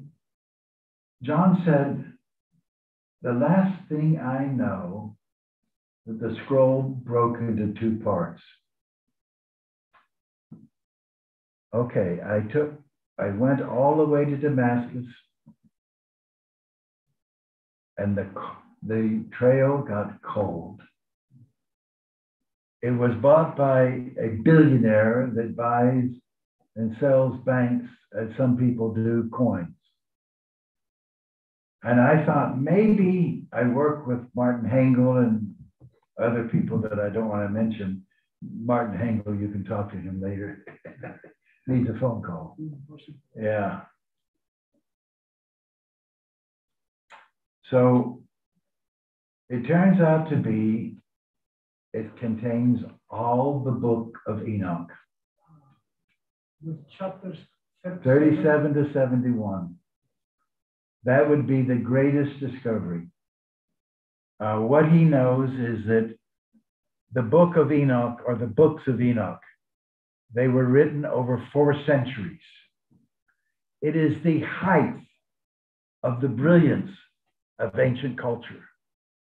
They knew that the moon got the light from the sun. They knew about medicine the way we didn't know. They knew about amazing things that we didn't know. It's gone. Chapters 37 to 71 of this book, you put it together, okay? Little more than 100 chapters. And each one we've been able to say, this was written in the 3rd century, this was written in the 1st century. Parables of Enoch are the most advanced and final section. There are some scholars that think it's 1st century Common Era, but I did a major symposium on that, and we wrote a big book dating the Parables of Enoch, 1 Enoch 37 to 71. That is huge, because it ends up with the archangel saying to Enoch, that is you. And that's very interesting, because we're talking about the Son of Man. And that would revolutionize all of our theology, revolutionize and ground our speculations. Will you go with me to Damascus tomorrow and get it? I would. Now, since it's in Aramaic, I might be able to raise money from Arabs because it's not Hebrew. And my approach would be simply this. Let me take a photograph of all you have. We'll have the top technicians, and I'll give it to you. And I will tell you what it says. But you'll never know because you don't know Aramaic. And who wouldn't go with that deal? And I don't know. First of all, I don't know it's the book of Enoch. But everything suggests it is. It was in cave 4. We know we have lots of fragments from the Enoch literature. And people say, no manuscript was ever found in cave 4. First of all, cave 4 is 2 caves. My teacher DeVoe said, what can I do? They find both caves at the same time. So they have fragments going into a beta shoebox. How's that for particular? Not just a shoebox, it's a beta tennis box for tennis shoes. They kept putting the fragments there. How are you going to know which it was in cave 5 or 6? So he said, it's cave 4. So scholars don't know this. Cave 4 is 2 caves, 4A and 4B. Yeah, they're very different. They're not connected. I hope that's helpful. That would be the great discovery. The other great discovery would be finding the books of Papias. We know that Matthew, Mark, Luke, and John, They were written in this order. Mark first. Now we're not sure. Maybe Matthew. We're not sure. Maybe Luke. What about John? I wish you had asked that, because John is both our earliest and our latest gospel. It may have 4 or 5 authors. What is John? Is 753 through 811 part of John? Is chapter 21 part of one? Is chapter 1 through 18 part of John? Okay? The Logos is by a different author. Chapter 21 is by a different author. Everybody knows that. So I have argued, I know this is going to be scandalous, but I'm going to say it anyway. I am convinced, oh gosh, this would take an hour, that the first edition of John was written in the 60s. It's the earliest gospel in the world. And when the Christians were told you can flee, they fled to Ephesus and they added the other chapters. This sounds very close to what some of you think. Now, why is that? We know Qumran was taken in 68, and many of the Essenes, most of them, fled into the hills, hiding scrolls, and led up to Jerusalem. So Essenes are there. We know that parts of John are just like quotations from the Dead Sea Scrolls, especially the rule of the community of 3 and 4. I have to hold myself because I want to speak Hebrew. There's absolutely no question we have influences. If you want to look at John 12, it's right out of Qumran, one of the scrolls. How is that possible? So the Essenes are coming to the southwest portions of Jerusalem, exactly where the Essenes lived. Acts said on one day, 500 priests were added to the faith. The faith is Christianity. 500 priests? The Sadducees were the priests and they didn't believe in resurrection. They can't be included. Where are you going to get 500? Could they be Pharisees? The only really logical answer is Essenes, because you've lost your faith, but you believe in a Messiah. You believe in the resurrection. I've just published a scroll and I've entitled it On Resurrection. Well, you have to restore the first words. Ve hashamayim ha'aretz Yeshu, the Messiah, and the heavens and the earth worship the Messiah. One of the latest Dead Sea Scrolls. You can see why some idiots think it's Christian. Where does Christianity come from? Tell me any aspect of the New Testament that's not Jewish. Are you ready? Go. Belief in resurrection. Jesus, of course, you know, was a Greek.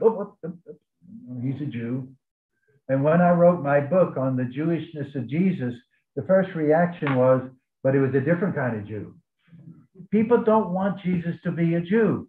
He's the most authentic Jew you'll ever find. Go only to the house of Israel. Well, Jesus, how can you do that to me? I'm not a Jew. Go only to the house of Israel. He's so Jewish that I think I'd have trouble with him. I think he changes, but I can't prove it. I know he was in constant contact with God. Just one quick little point for me. How did Socrates and Jesus obtain that wisdom? Those are my two. Socrates, during one of the battles, he wandered away from the camp and he stood on one of the sand dunes. He looked off in the distance. A soldier was very interested in Socrates, so he crawled through the sand and lay there and he watched. And the Socrates looked and looked and looked. It was 10 p.m.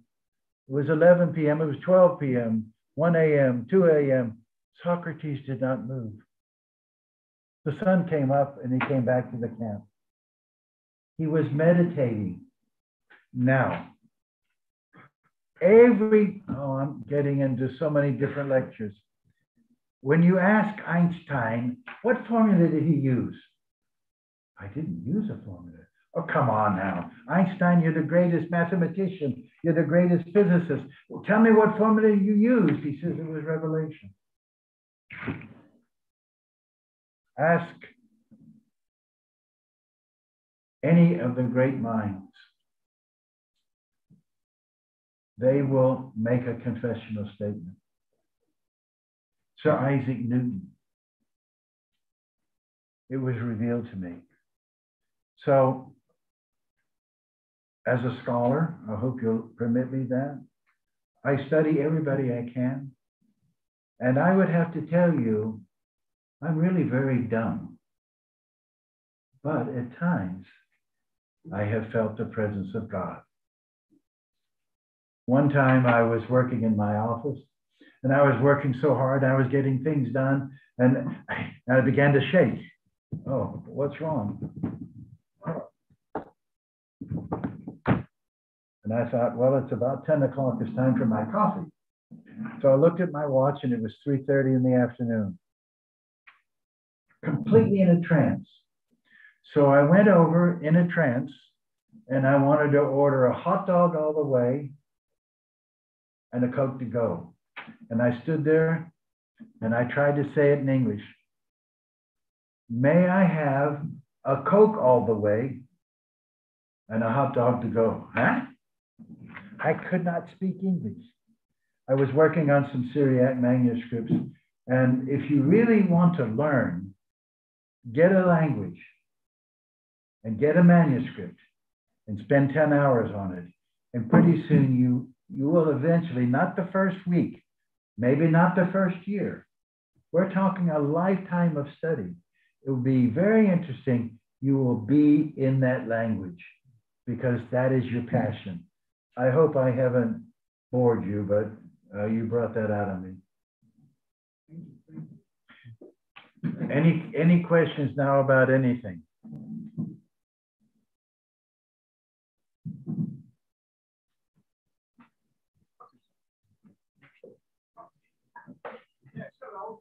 Ναι.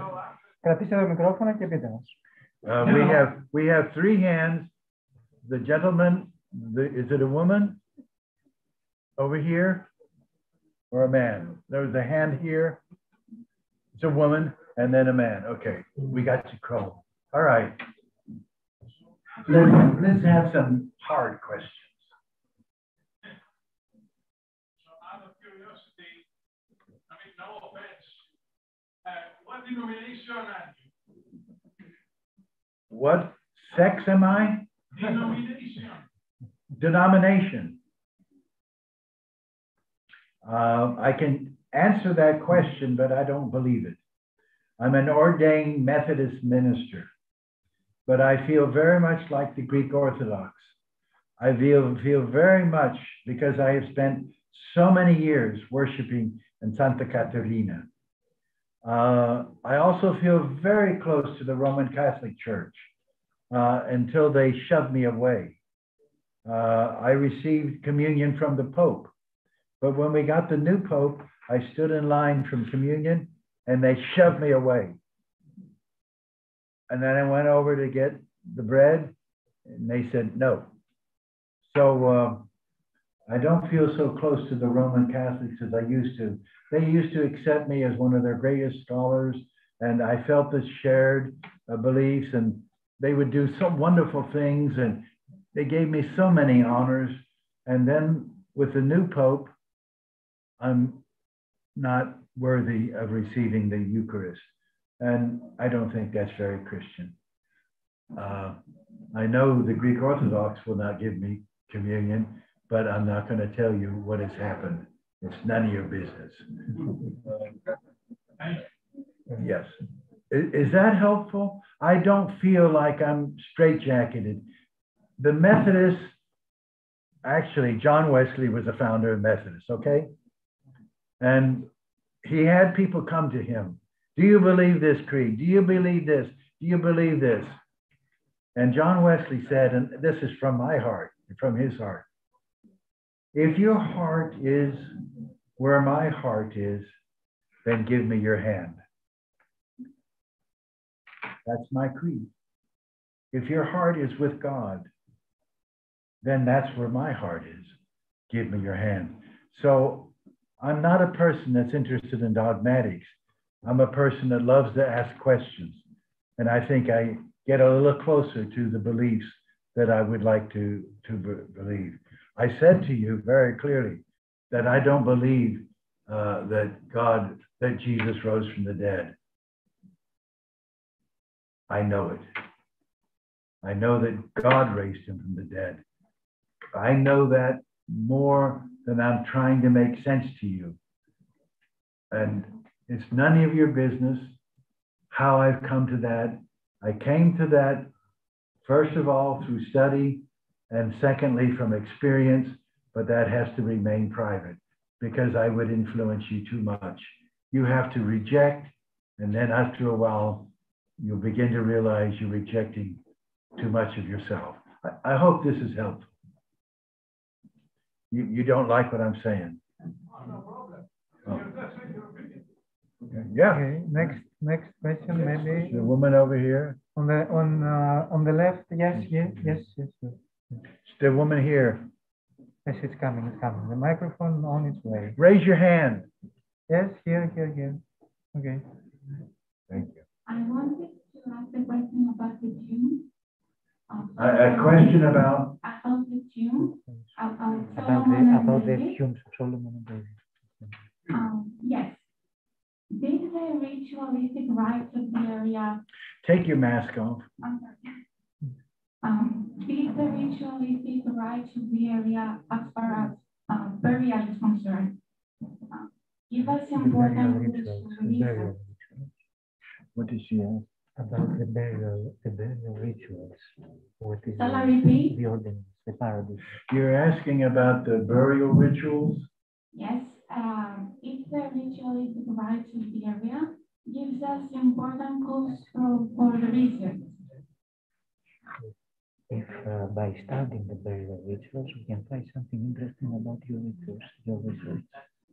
Through the burial rituals. Any significance in terms of research?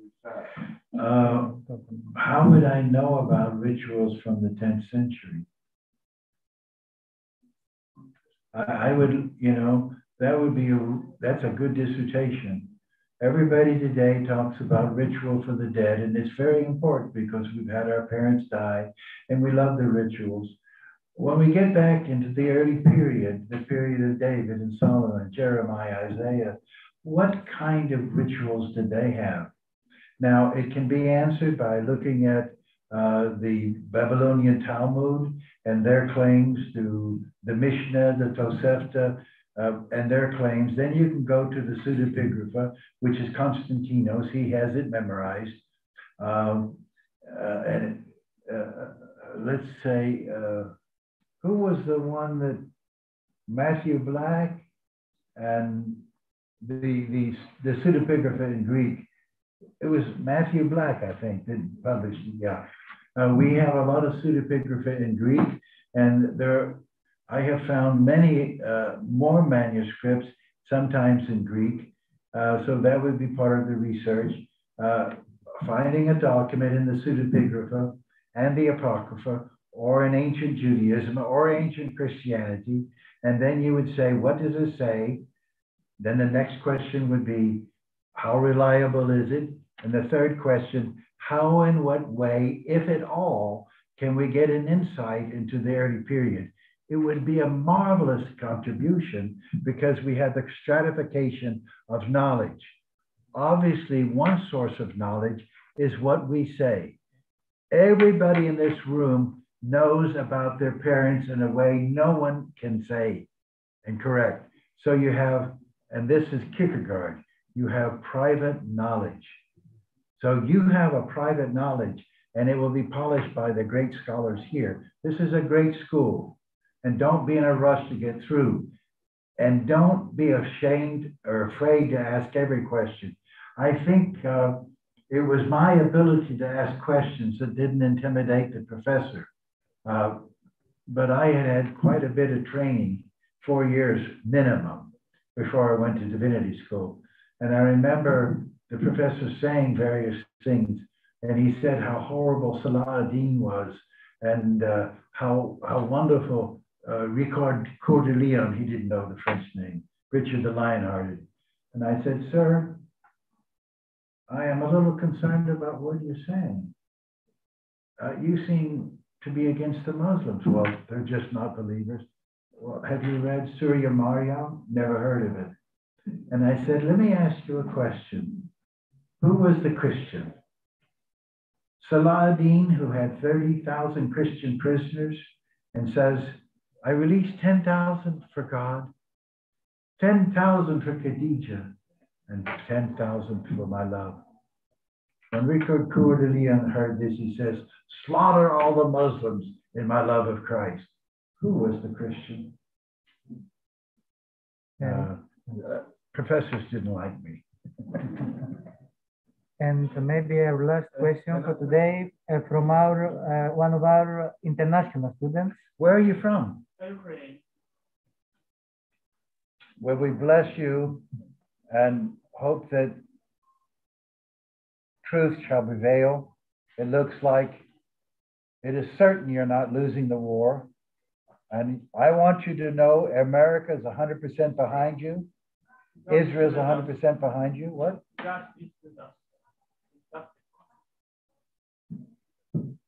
Well, I would like to ask you a question.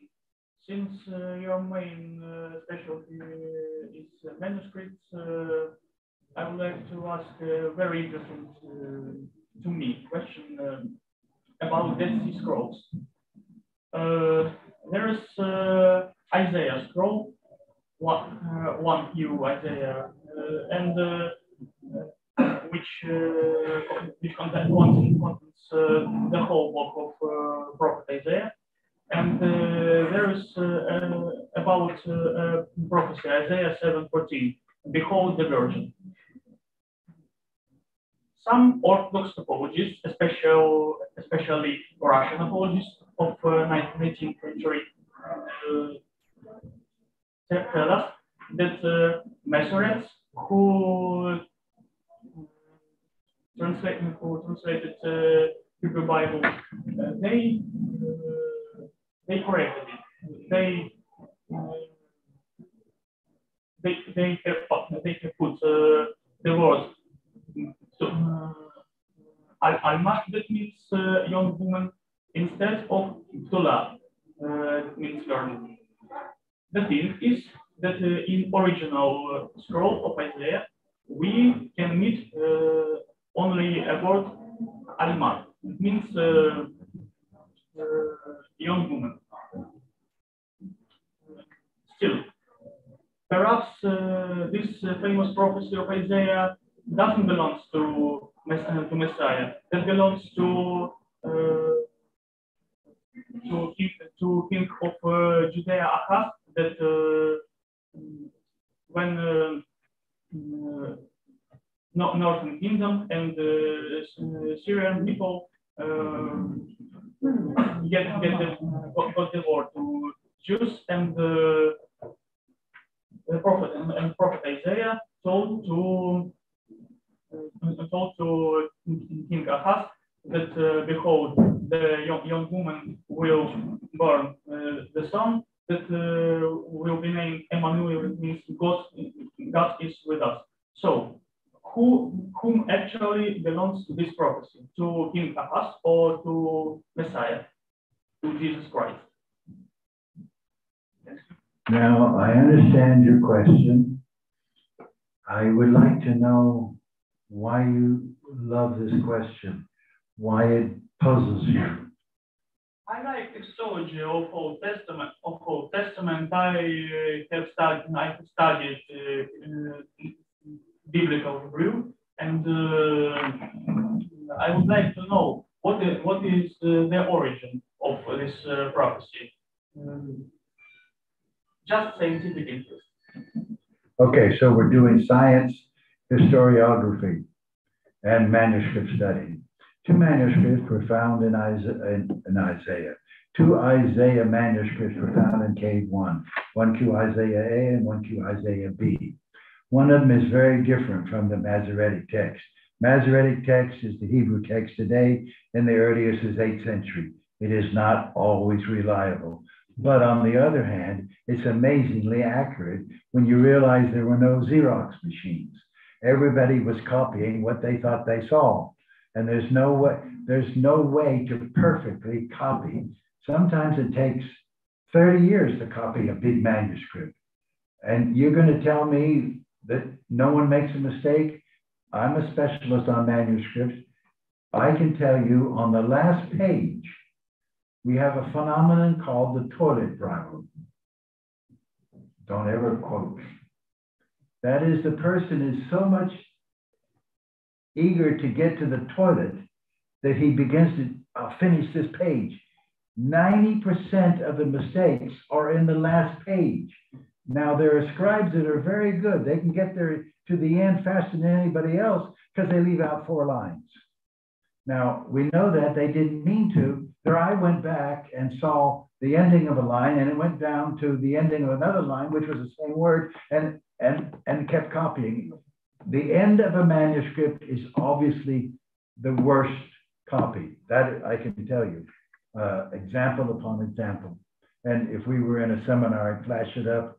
And even Odes of Solomon, 11, in the Bodmer Papyrus, in the last leaf, the scholar made so many mistakes on the last page that someone went in and wrote all the way around here trying to put in what he left out.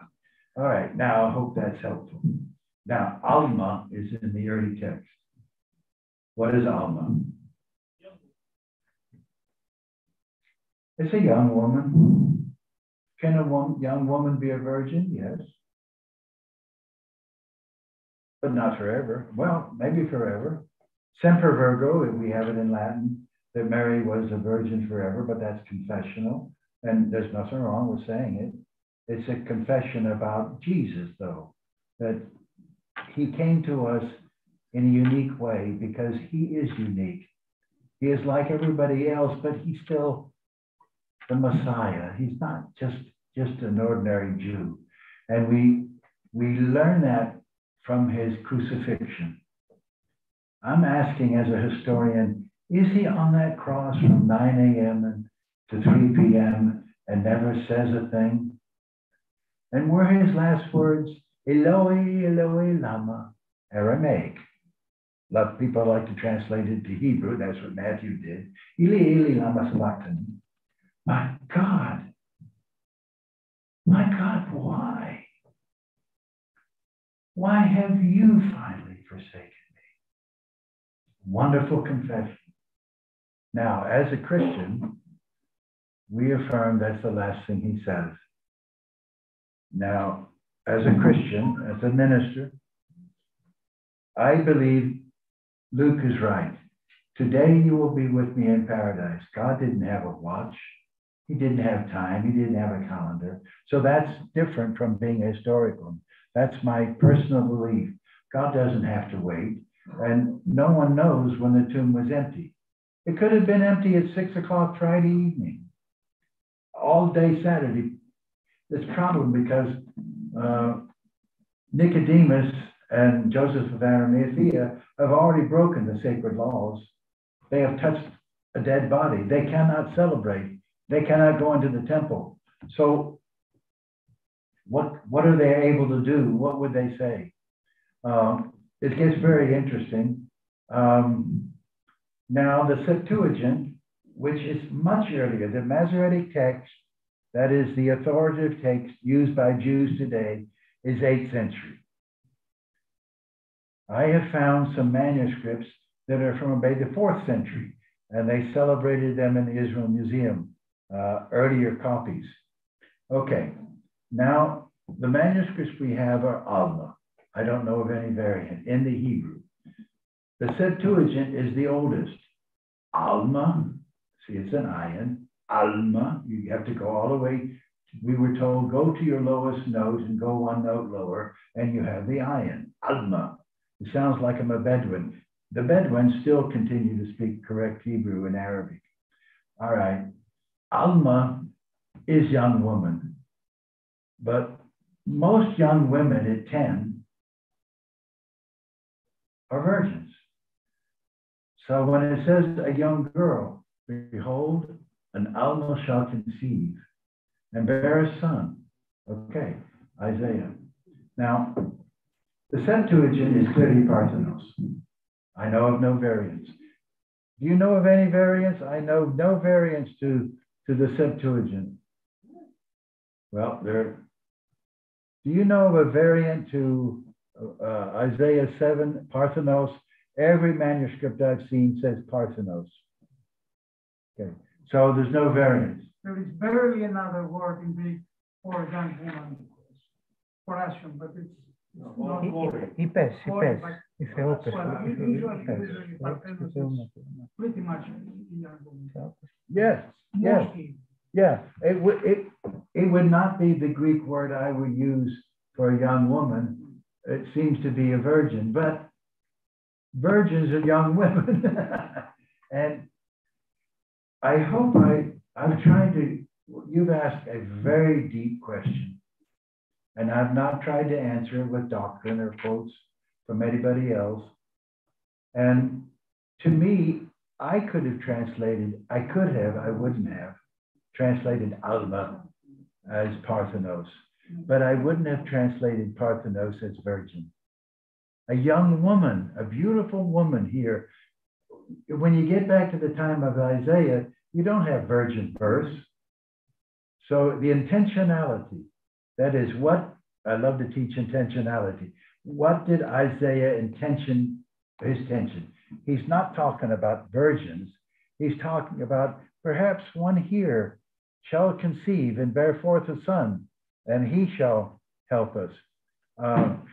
Remember, I'm just sharing with you my explorations and encouraging you to follow yours.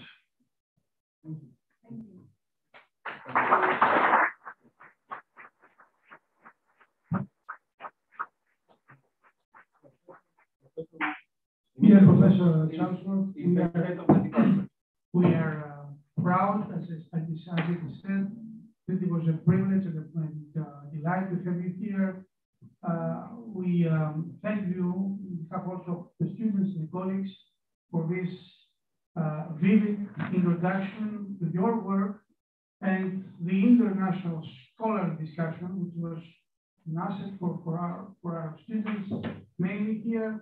I think it was a very good thing to do that we had you here upon the proposal of Professor Azaras, and I hope that we will all be tomorrow to see you here in a teramorphine, in a different form in our ceremony in the Central University. Thank you all. I hope that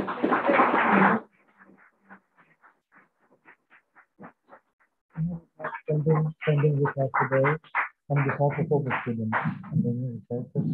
Για τους συναδέλφους που έχουμε τα μαθήματα, εμείς στην φυσική ιστορία έχουμε ακόμα 3/4. Θα προσπαθήσουμε στο λίγο να το κάνουμε για να μην χάσουμε τελείως. Οπότε πάμε στο δεύτερο. Λοιπόν, η τελετή είναι αύριο στις 7. Κύριε καθηγητά, αν θέλετε να το πούμε και στο ζωντανά, ότι η τελετή επιτιμοποίησης του καθηγητή κύριο James Charlesworth, ένα λεπτάκι αν θέλετε, μια μικρή ανακοίνωση. Η τελετή επιτιμοποίησης λοιπόν του διεθνώς διακεκριμένου καθηγητού James Charlesworth, που είχαμε την καλοσύνη σήμερα να έχουμε μαζί μας, θα διεξαχθεί αύριο στη μεγάλη αίθουσα, στην κεντρική αίθουσα του Πανεπιστημίου Αθηνών, στο κέντρο της Αθήνας.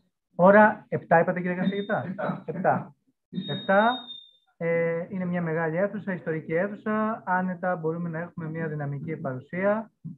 Dear all, the School of Theology of the National and Kapodistan University of Athens held a magnificent event featuring Professor James A. Charlesworth, Honorary Professor of the language and literature of the New Testament at the Princeton Theological Seminary. Very interesting and fascinating experience. Part and parcel of our undergraduate course, History of the Old Testament, taught by Associate Professor Dr. Christos Karagiannis. Many thanks for being with us today. Όσες και όσοι πριν κλείσουμε επιθυμούν την χορήγηση βεβαίωσης παρακολούθησης, μπορούν να γράψουν τα στοιχεία τους στο chat. Εάν είναι από κοντά, μπορούν να παραδώσουν τα στοιχεία τους στον κύριο Μιχάλη Οικονόμου και σε άλλους συνεργάτες της εκδήλωσης. Ευχαριστούμε όλες και όλους. Σιγά σιγά θα ξεκινήσει η αποσύνδεσή μας. Ώρα 7, αύριο λοιπόν, Τρίτη, 11 Οκτωβρίου, ώρα 7, στη μεγάλη αίθουσα τελετών του Εθνικού και Καποδιστριακού Πανεπιστημίου